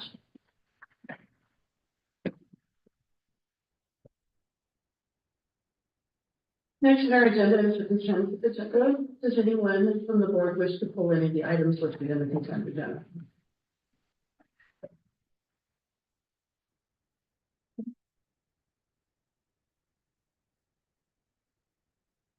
I'm having heard any items. I'm sorry, Mr. The audio is not really good for this, but I'll try to keep up. I would like to pull 7.1. So that's under old business, trustee Goulart. This is just consent agenda, which are the 6 point whatever. Oh, I'm sorry, mine. We're wrong.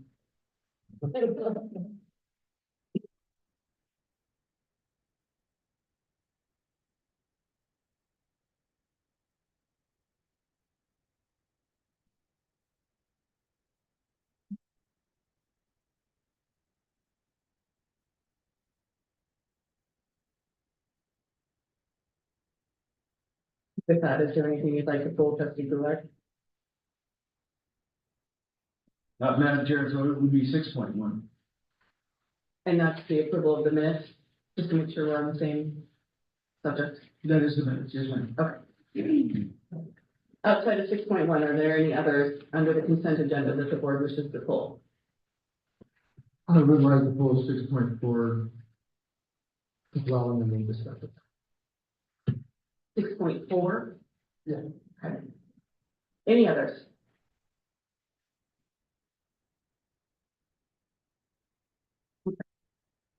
With that, can I get a motion to approve the consent agenda, which is specifically pulled 6.1 and 6.4? So moved. May I have a second? Any discussion? Madam Chair, yes, there is. Let me just make sure I get the numbers right here.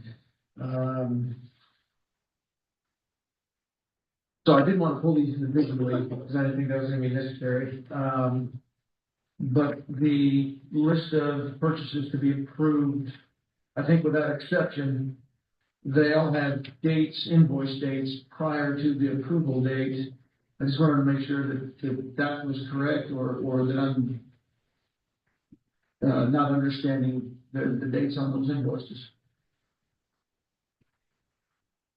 And you're referring to invoices, trustee Goulart, that under like monthly bills, is that what you're referring to? Madam Chair, it would be, all of these, let's see, 6.5, 6.6, 6.7, 6.8, and 6.9, all of these purchases exceeding $5,000. Okay.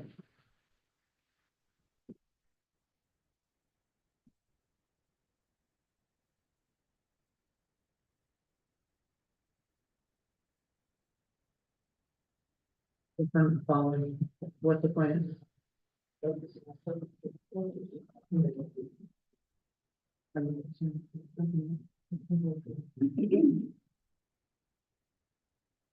Is that correct, when you're saying the invoices for those bills? Oh, meeting. Meeting? Is that what you're saying, trustee Goulart?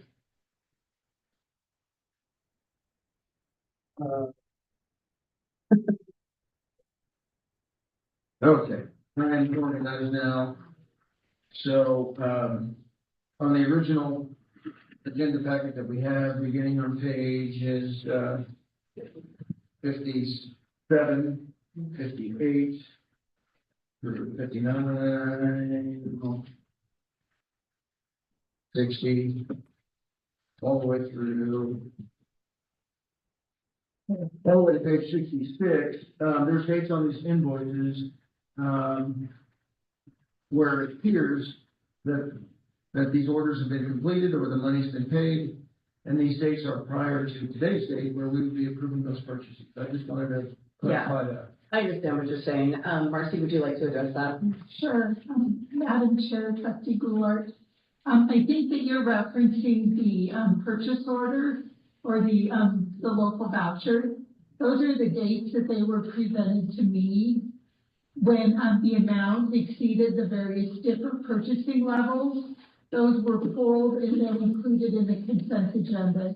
You will see that none of these items are in the bill listing.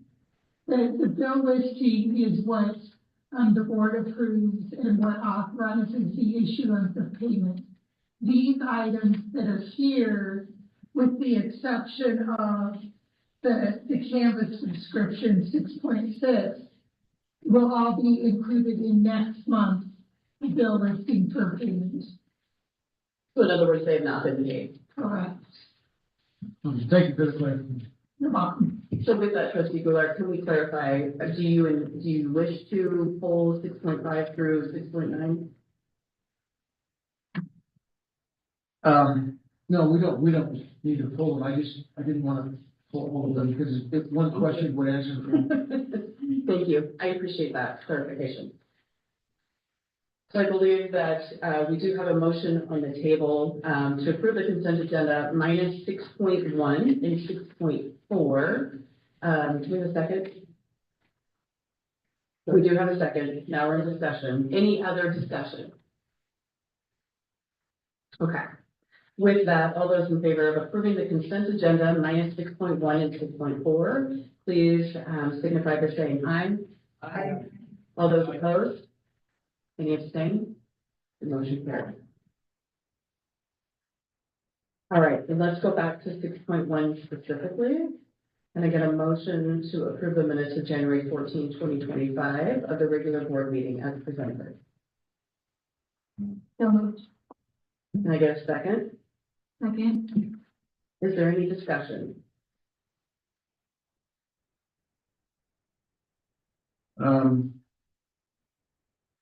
So those are the payments.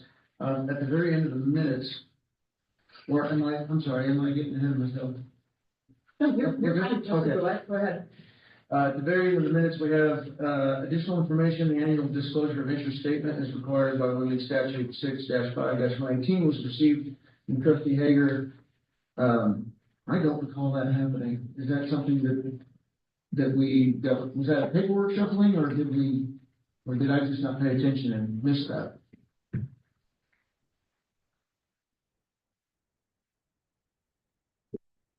So it was turned in at the meeting then, and so that was just additional information that was turned in at the meeting when that disclosure of interest statement that we provided to all trustees, and then that was turned at that time. Is that accurate there?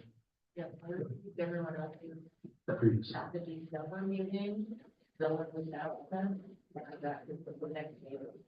When trustee I was there, we wanted that, so they did not meet, and it's good. Thank you. I did not know what that was. I appreciate it. On the subject of meeting minutes, I know it's getting late and we're tired, but I think we need to have a quick discussion as a board, as to how to move forward. And after consulting with legal counsel, the advice has been given that we keep the board minutes very simple and very, minimal. This last set of meeting minutes has taken a significant amount of time to go back and listen to the audio on the YouTube and to nitpick and add and delete, and it has just become a lot. The purpose of the meeting minutes is for us to know what the action was taken. And so I'd like to hear from the rest of the board as to whether or not there's an agreement as to how we proceed with these meeting minutes. It's become incredibly onerous on Lorraine, and frankly not serving the district. So I'd like to hear from the rest of the board as to whether or not anybody has a strong feeling one way or the other. Trustee Steinbach? Or Trustee Hager? Oh, I just gonna say, I got be in agreement with, just a little housekeeping type items. We really have a lot of more important stuff to do, and right now, is with what floor and little tiny stuff like that. There is some, important stuff that we do have to make sure we get right and wrote down and be correct, but the little stuff, I just think, they're the important things to do.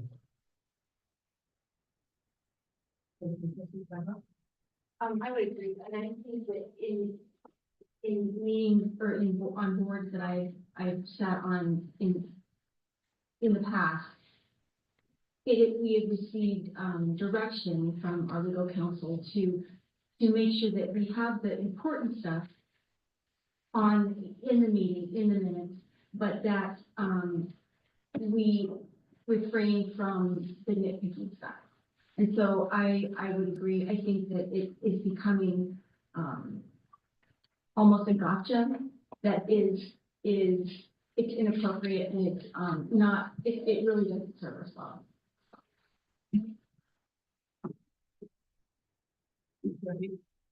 I also just want to add that we have the benefit of technology, and so if people are, if the public is interested in knowing exactly who is saying different things, we do have the recordings that are available for that. So I don't think it's that we need to keep going in and saying, this is wrong and this is right, because we can confirm that, and so can anyone else by watching the recordings. Madam Chair, trustee, so I just think that, I agree with some things and some things I don't. I do believe that on things that we need to take a vote on, it's important enough for a vote. We need to have a few more details other than just that we reviewed the policy and on believe if there was a change made, a correction made. I think we need to know what correction was made, what was changed. I do believe that's important. It's important enough to make the change. It's important enough to report the minutes. Otherwise, it just looks like we're just flushing it. We're not being transparent with our public. The transparency is through YouTube that the public has access to. So the meeting minutes, the purpose of the meeting minutes is not to be transparent. The purpose of the meeting minutes is to record the action taken. Does that make sense? So transparency is that we conduct our meetings in public it is videotaped and archived. That is correct, but it is a lot more cumbersome, as you previously stated, to sit and go through the YouTube and to pick out what you need to pick out, and you could just take 7 minutes and flip through it real fast. You can find your agenda item. And so it's a lot faster for future boards, even 2 years from now, 5 years from now, if they need to know what happened. They're gonna pull the board minutes. They're not gonna pull the YouTube. And The I problem is that it is taking so much time. I understand, but and I love the idea of the draft. I thought that was a wonderful idea, do the draft ahead of time. And we need to get better at pulling that, get better at that, and, put in the draft, give it a couple of times. I think we can have it done where we don't have to do this housekeeping. And I'd like to try it one more time. Just to, I mean, I'm not asking for lots of conversation, I'm just asking for a few details so we know what was changed. So that when somebody comes back and looks at those minutes, they know, okay, yes, it says there was a correction, but then you know what the correction was. They have no idea, so nobody knows what changed at that point in time. And I just think that, yeah, there is the recording, but when a board member says that, they're gonna look at the minutes. How does the district benefit from knowing what changes were made or what corrections were made? Because changes happen in committee, right, and then come to the board. So how do corrections, benefit the district? Because right now, they're only being used as gotcha, right? So how does that benefit the district? No, I don't think we're being used as gotchas, because the one on the student direct policy that I did made a big change from whether the service resource officer was gonna be called or not. It was an and or, and I said, we need to take, the or was agreed to take out. If we left it as and or, that student resource officer may or may not have been called. Sure, I understand. I think that takes place. And it's still not the minutes. Because it wasn't in action. But I realized, but, it was a big change from what came out of the policy committee to what showed up in our minutes. And, I agree, there are situations that will make a difference. And we may not always know what that situation is. So I just feel strongly about, including, it doesn't have to be huge details. I'm not asking for you, and I'm not asking for who said what. Just what was it? What We'll take that changed? into consideration. I appreciate that. Trustee Peters? To speak specifically to that issue, Trustee Sharp, that will be reflected in policy, so that is a clear reflection in the policy moving forward, that change will be made, whether or not it was noted specifically in the minutes. And to kind of echo previous sentiments, me personally, having served on a variety of boards, the intent of minutes is not a verbatim narrative, it is to capture the action items and how those were made. So I respectfully disagree, I don't think our meeting minutes need to be a novel. If it is important enough that you need to know details, we do have the technology available.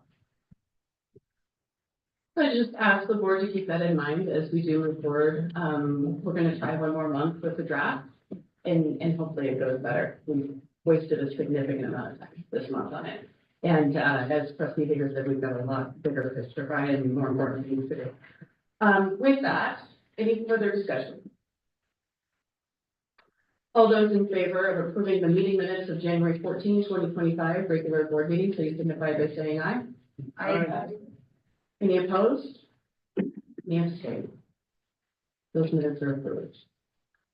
I believe the next one that was pulled was 6.4, which is to approve the request for exception to district policy 5147, which is field trips to allow legal programming elementary 5th grade students to travel to the Denver Museum of Nature and Science on Thursday, May 15, 2025, exceeding the recommended travel time and then out of state travel. Can I get a motion for that?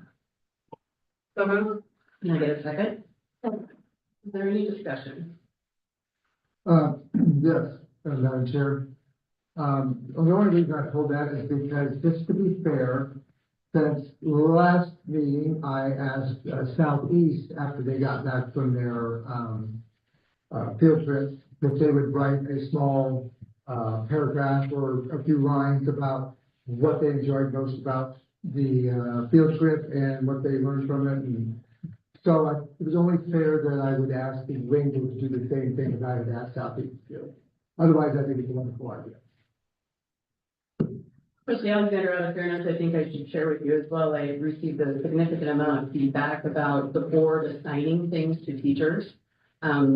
I appreciate the sentiment, and it is nice to hear from the schools and the teachers and the kids and so forth, but as a board, that's really not our position or our job to assign things. And I just want to be real careful with this board micromanaging and doing those types of things. I appreciate the sentiment, but I do feel like I need to share that I did receive quite a bit of feedback on that.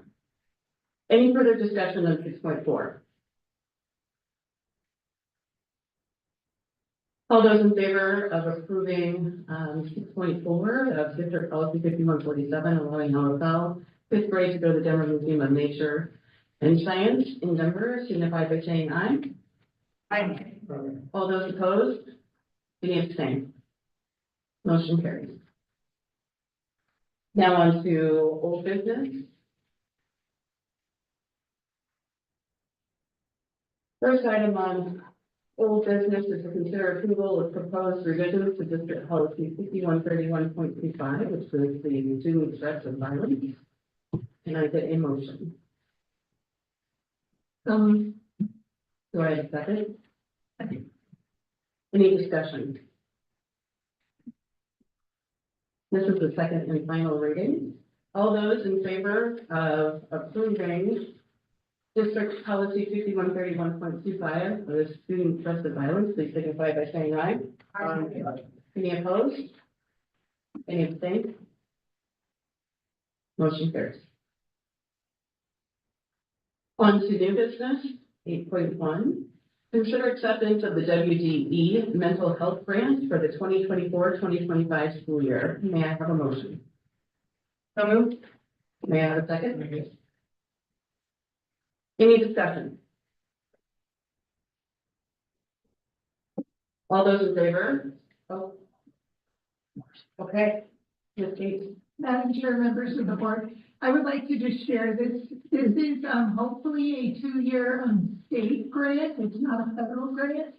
$5 million is allocated through the state legislature for mental health service providers. What this does is it allows districts to look at the number of providers, that means counselors and or social workers, provided in the funding model for the district, of which we have provided 3.5. We have 7 throughout the different schools, plus 2 district social workers. So this actually helps us in being able to transfer the obligation that was in the general funds over to this state restricted grants. In this case, for sure, we know that we get the 97,000 for the first year. It's the second year that we're not quite sure of, right? Correct. It's to be a 2-year grant, but we've been advised to wait and see if the legislature would reallocate those funds somehow. Thank you for that. You're welcome. Any further discussion? All those in favor of accepting the WDE mental health grant for $97,301.04, please signify by saying aye. Aye. Any opposed? Any abstained? Motion carried.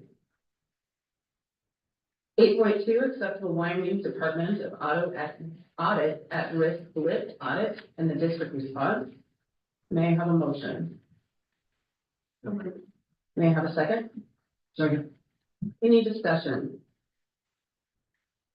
Madam Chair, could we get a high-speed pass explanation of just what that list audit entails? Absolutely. Ms. Gates? Madam Chair, members of the board, this split audit is where the Department of Audit comes into the school district and identifies a couple of areas that are reviewed. In this particular audit, they looked at pre-release applications and English language learner screeners. With this, I did not pull the total number of applications they looked at, but they looked at a lot. I, should have gotten you the percentage. There were only 2 that were identified.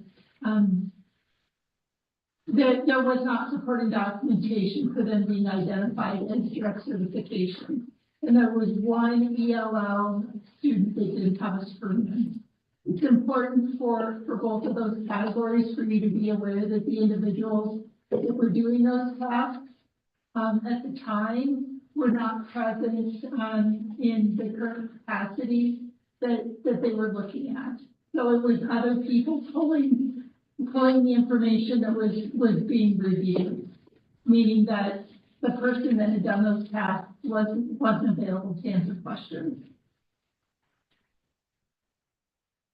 Any further discussion?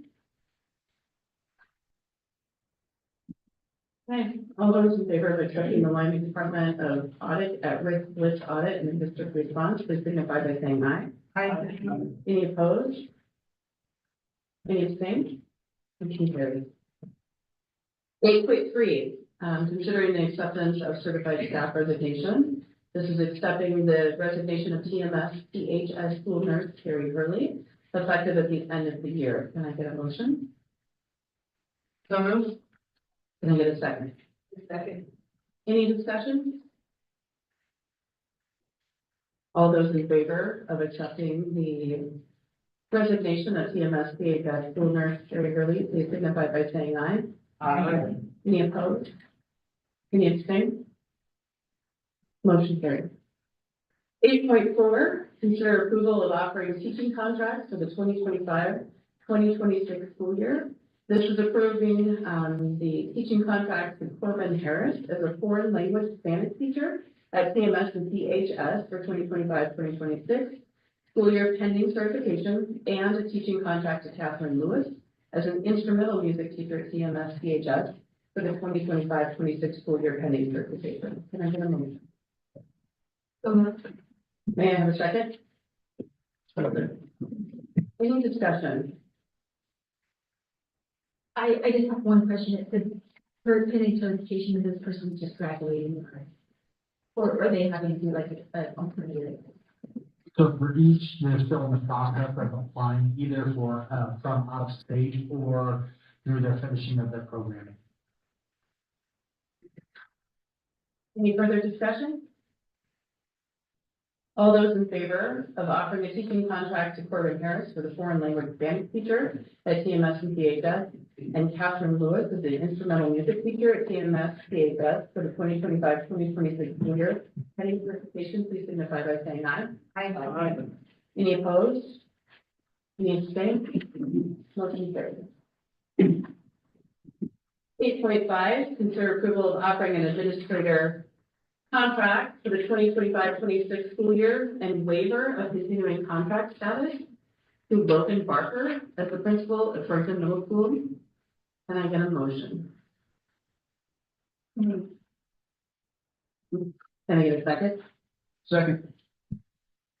Any discussion?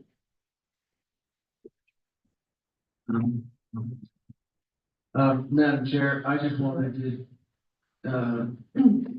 take a moment to recognize Mr. Barker's accomplishment.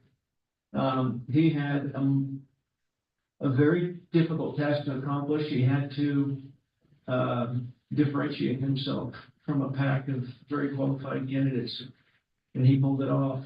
He's very impressive. I don't want to give Mr. Barker any ideas, but if he was in the private sector, he'd be peeling the skin off the ball. So, he, from the evidence and the reports, he has clearly a calling on him to be in education. He has earned, from what we saw, he has earned the respect and admiration of his coworkers, and he has succeeded at being a mentor, and so he has an admiration and respect of the students under his care as well. So I wanted to share that with my fellow trustees to encourage them to support the recommendation. Thank you. Thank you. Any further discussion? All those in favor of offering an administrative contract to Logan Barker as the principal at Ferguson Middle School for the 2025-2026 school year and waiver of continuing contract status, please signify by saying aye. Aye. Any opposed? Any abstain? Motion carries. 8.6, consider approval of adoption of new secondary English language arts curriculum. May I have a motion? So moved. Is there a second? Second. Any discussion? Madam Chair, Trustee Sharp? I would have checked to see the program, it was wonderful. And I have no problems with it, but I just want to make sure people understand that when we vote on this, that, most of the expense that we're going to be looking at, I think it's around $109,000. But that is a one-time, one-year contract. And then so to utilize our investment in this program, if we look at doing it out for 5 years, it will still cost us around $70,000. And, as inflation goes up. So I just want everybody aware of that. Because we make an investment, I hope that we're able to utilize it for several years. I appreciate that, and the amount is $106,000. Yeah, I appreciate that. Any other? I'm sorry. Mr. Kirby? I just want to clarify, just for, you're mostly correct in that, trustee Sharp. I just want to clarify that there are a class set of hardback textbooks included in that, which, so that particular cost would not be, like some of the digital and consumables, 100% yes, like those would be ongoing costs, but that was one of the pieces that we specifically looked at, so that we would have something regardless going forward, depending on budgetary issues. So I just wanted to clarify that before. No, that is correct. Kirby. Yeah. I was just adding up the ones that said 1 year fees. And you'll see. And Mr. Gerby, thank you for all of the work that you and your team have put into this. I know that it's been a very heavy lift, and I greatly appreciate the work that's gone into this and the committee that handled it. Any further discussion? All those in favor of approving the adoption of the new secondary English language arts curriculum for the 2025-2026 school year and the purchase of the curriculum materials and resources from McGraw-Hill in the amount of $106,514.95. Please signify by saying aye. Aye. Any opposed? Any abstained? Motion carries. 8.7, consider approval of new high school courses for the 2025-2026 school year. And those courses are professional baking, child development 2, and sports officiating. Can I get a motion? So moved. May I have a second? Is there any discussion?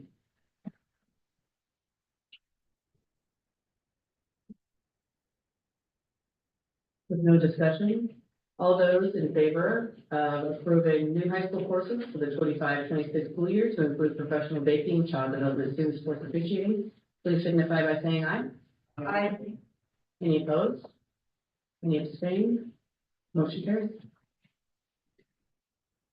There you go, Ms. Williams, more sports officiating. 8.8, consider approval of issuing a request for proposals. This is for purchasing uninterruptible power supply, UPS, for the district, utilizing E-rate funding for a portion of the cost. May I have a motion? So moved. Is there a second? Any discussion, or Mr. Harvard, would you like to add anything? No, pretty self-explanatory. I hope so. Any further discussion? Madam Chair, Trustee Sharp. it's probably self-explanatory to some, but I was just wondering, what are we talking about? I feel like I have a uninterrupted generator at my house, so I don't think that's what we're talking about. So they are essentially big batteries that go into our network closets that support our network servers and switches in the event of a power outage. That way they can go down appropriately versus kind of harshly, which can cause damage to the device. So they would keep the electronic system running through And I'm trying to get it to presenting. Temporary. Yes, temporary. It's real, it's just like, Like, have a sense of 30 minutes. when you lose power, it's not just a hard shutdown, it's the ability to have the system slowly, go down. Similar to what I have had at home when I had a battery backup on my computer. Oh, yeah. It's probably nice and lasted like 10 minutes. Okay, thank you so much. Any further discussion? Okay, all those in favor of approving the request for proposal, for the UTS for the district utilizing E-rate funding, please signify by saying aye. Aye. All those opposed? You abstain? Motion carries.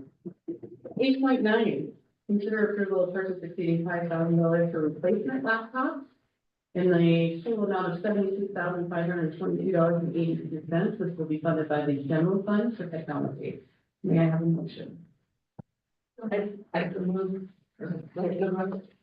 Second? Any discussion? Madam Chair, could our tech guru just give us a rundown of the whys and the necessity? Yeah, so we're really moving to get onto a pretty routine cycle of computer rotation. I mean, they have a finite life cycle, as you probably know. So this reflects kind of that cycle.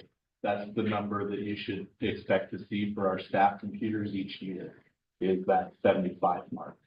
Obviously, the cost will go up and down depending on, you know, what the market are doing. But that's the number.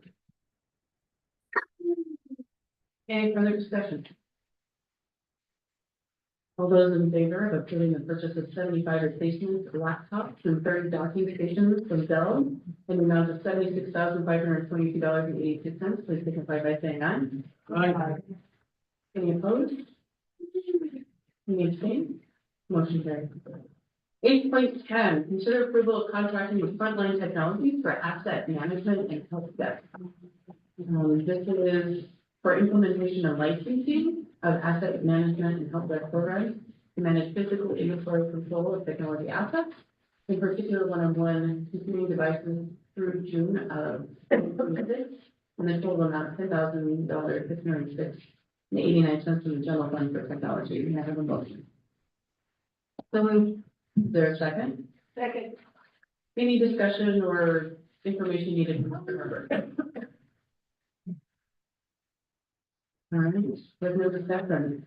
All those in favor of approving a contract with Frontline Technologies for asset management and help desk in the amount of $10,606.89, please signify by saying aye. Aye. Any opposed? Any abstaining? Motion carries. 8.11, consider approval of contracting with Home and Lawn Services LLC and Stoker Lawn Care for district turf management. This is in the amount of $61,448.84 from the general fund maintenance. May I have a motion? I so move. May I have a second? Second. Any discussion? With no discussion, all those in favor of approving a contract with Home and Lawn Services LLC and Stoker Lawn Care for district turf management amount of $61,448.84, please signify by saying aye. Aye. Any opposed? Any abstained? Motion carries. 8.12, consider approval of contracting for window installation at Southeast Wood Shop in the amount of $8,566 coming from the major fund, our major maintenance fund. May I have a motion? Is there a second? Second. Any discussion? With no discussion, all those in favor of approving the contracting for window installation at Southeast Woodshop in the amount of $8,566, please signify by saying aye. Aye. Aye. Any opposed? Any abstained? Motion carries. 8.13, consider approval of contracting with Anderson Carpet Sales for floor replacement at Trail Elementary in the amount of $16,786.59, and TMS in the amount of $1,969.85. This will come from the major maintenance fund. May I have a motion? May Is there a second? I'll second. Any discussion? With no discussion, all those in favor of approving contract with Anderson Carpet Sales for the flooring replacement in the total amount of $18,756.44, please signify by saying aye. Aye. Any opposed? Any abstain? Motion carried. 8.14, consider approval of the 2025 gym floor and stage cleaning and refinishing. This is for the gyms, floors at Lincoln Trail, CMS, CHS, Lingle Schools, and Southeast Schools in the amount of $20,000, $837.30, general fund maintenance, and refinishing of the THS auditorium stage in the amount of $6,650 for a total of $27,487.30. May I have a vote? May I have a second? I'll second. Any discussion? Mr. Kramer, anything to add about that CHS auditorium stage floor? No, well, it's gonna be different. It's actually, in the past, it has had a sheen to it, and it will be matte black, as per request. We'll get that covered. Thank you. Any further discussion? All right, all those in favor of approving the 2025 gym floor and stage screening and refinishing in the total amount of $27,487.30, please signify by saying aye. Aye. Any opposed? Any abstain? Motion carries. 8.15, consider approval of purchase exceeding $5,000 for district custodial supplies and equipment in the total amount of $21,599.42. This is coming from the general fund for custodial. May I have a motion? So moved. Is there a second? Any discussion?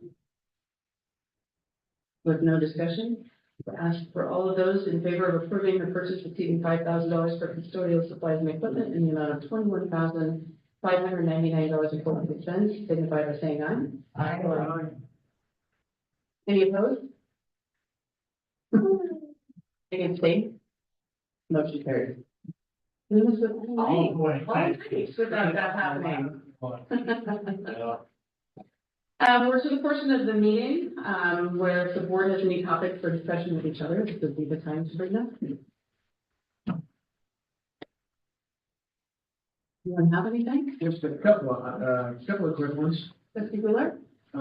Madam Chair, at the last meeting, one of our public commenters brought to us a concern about cell phones.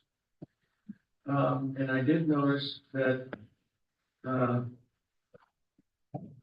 just happenstance that there's another district in Wyoming, I believe it's Natrona, that actually is in a process of gathering data from the community on how they should proceed with cell phone policies.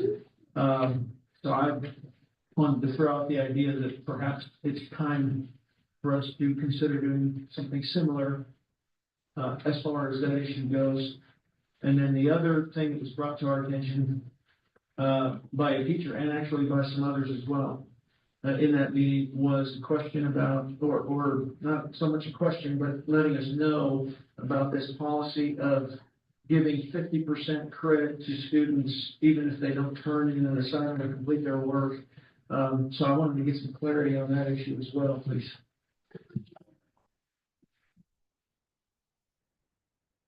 Real quick, I would speak to, we actually do have some real world data on cell phone policies that we went back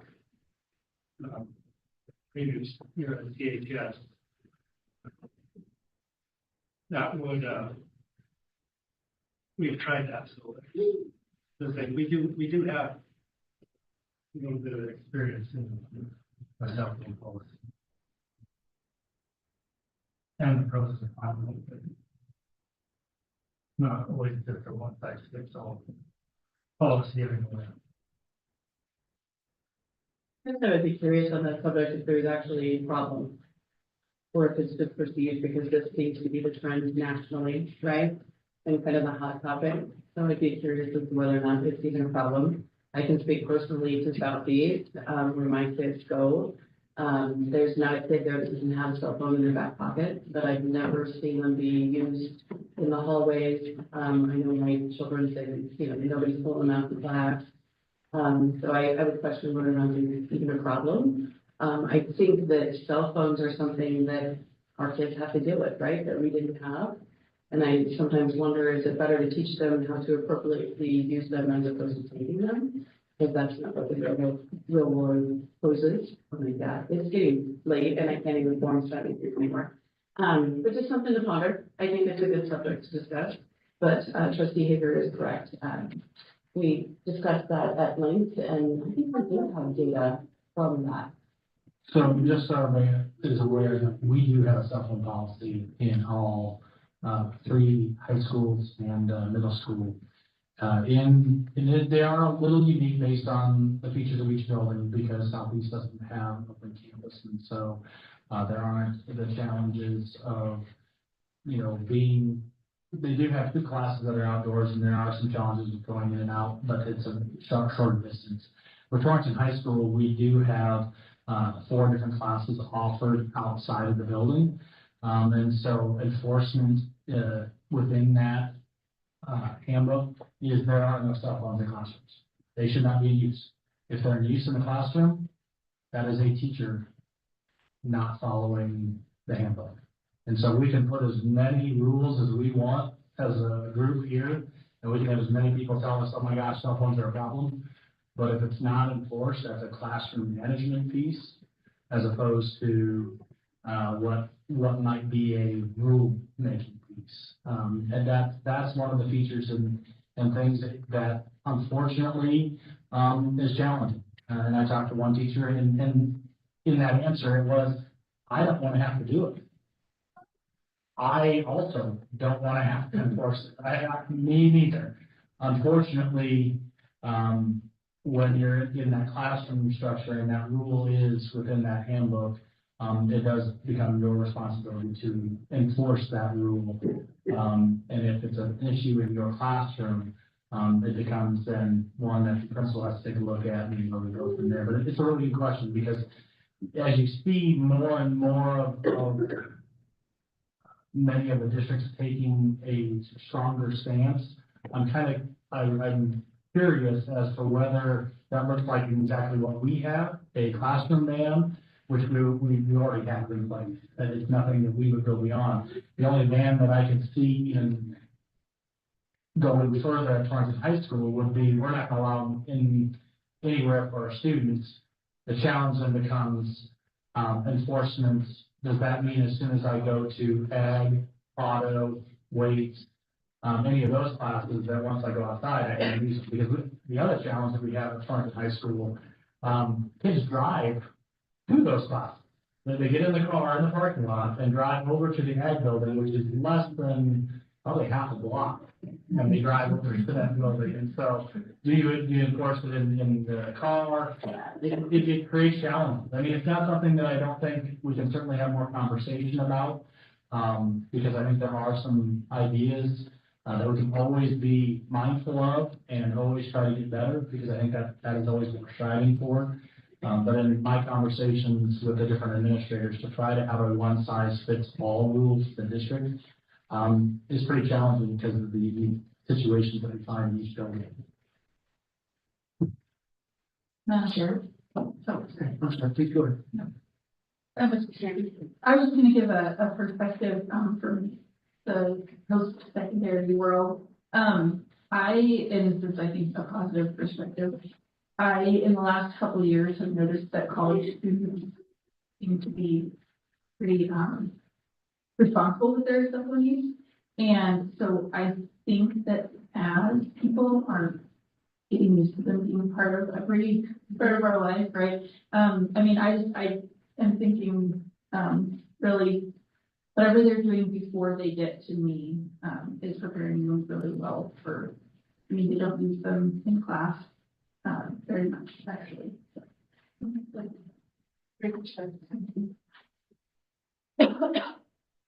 Trustee Goulart, did you have something else?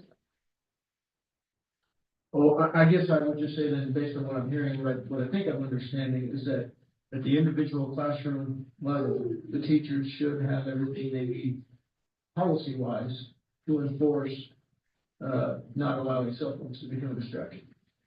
That's correct.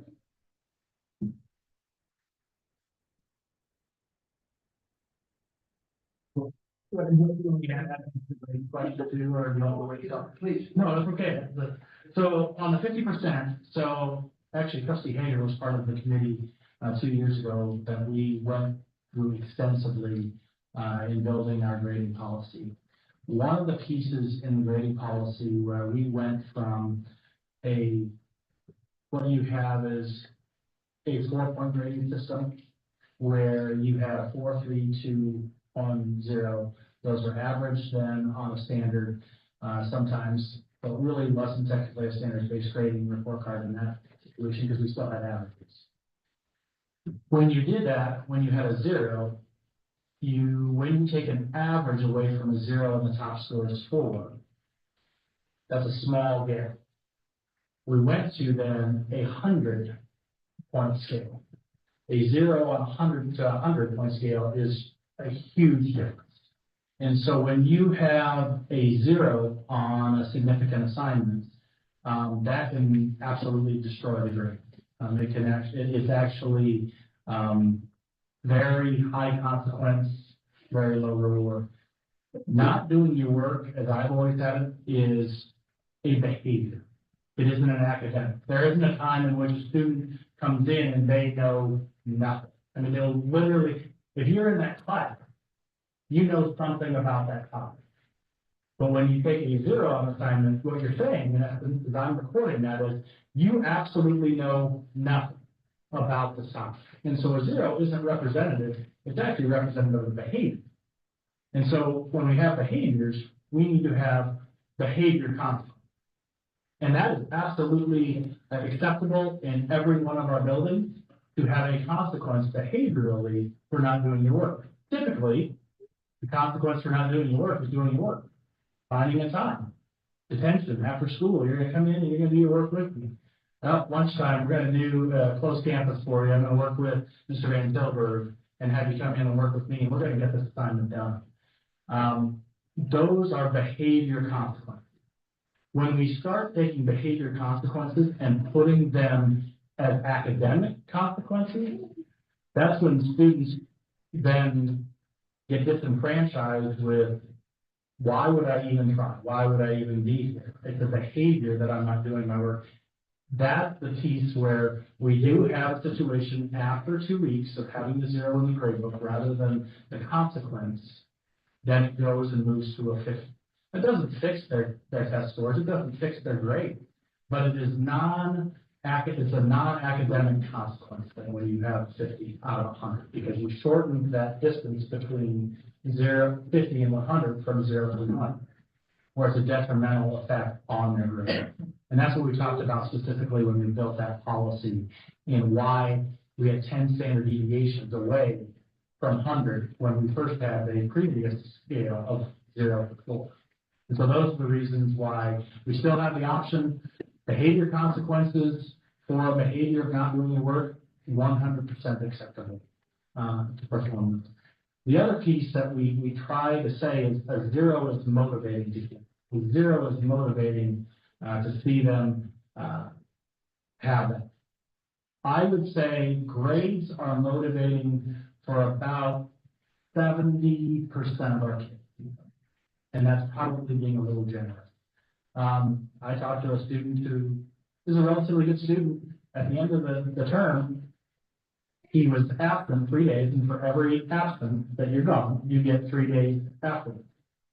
He said, well, I knew I could turn it in later, but they said they wanted it at that time, so I just turned it in. And I took a 50 on, even though all he would have had to do is finish the assignment, and instead of getting a C on assignment, he would have gotten a B. Student said, you know what, I just rather be done. I want to be done. That's a key term here. I just want to be done. And so that's another factor in it is zeros are not motivating. They're motivating for some students, and they're motivating for really probably overzealous parents like myself who would probably freak out when I see a 0 on Power School, even for the 1 week or even going in. And demand my child gets in there. But not all parents are the same, and not all kids are the same. And so, again, behaviors deserve a behavior consequence as opposed to an academic consequence that can be very negative in the long-term success of a student. The one thing that really is amplified for our kids, and they never quite understand it, and I think parents do, is how important that GPA is. That GPA for scholarships. Because once we start, and we've had that policy, even since I came here, behaviors do not enter the grade. The only time a behavior enters a grade is when we have it specifically tied to a family. So a behavior for showing up on time in band is part of a standard, and performance is a standard. So that's what behaviors can enter into a grade. But in mathematics, behaviors are not part of one of the standards. And so therefore, how do you attach a grade to a behavior? And so that's the reason for the 50 and the 0. That I can go into way longer detail, but unfortunately, I don't want to take more of our time. And it was a very, very extensive conversation in policy committee 2 years ago, as Trustee Hager can attest to. I think we had about upwards of 10 to 12 times at least to design grades of the policy. And it took a long time for everybody to wrap their head around. Why am I giving them 50? For those. And, I mean, if you were completely new to it, it was a privilege. I tried to do as best to explain it, but it is still an awful bit.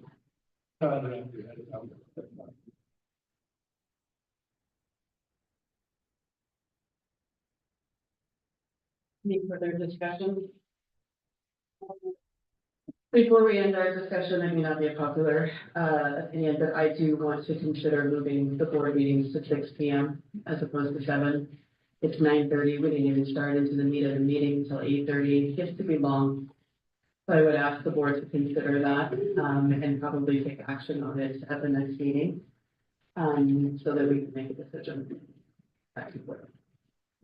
Okay. If no one has any further topics for discussion, next on the agenda is future meetings. So the next meeting will be on Tuesday, March 11, 2025, and will be hosted by Berkeley High School. Oh, sure. I'd also like to propose a work session on Monday, February 24th. I looked at the calendars. We do not have any activities, hopefully, that should preclude some of our trustees being able to attend. What I'd like is for our instructional facilitators to talk a little bit more about the Ames web data, specifically what that looks like, and then also the reading brain, how we kind of analyze those scores that you saw tonight. So you have a better understanding of a lot of our literacy initiatives and have some idea of really what we're pushing for.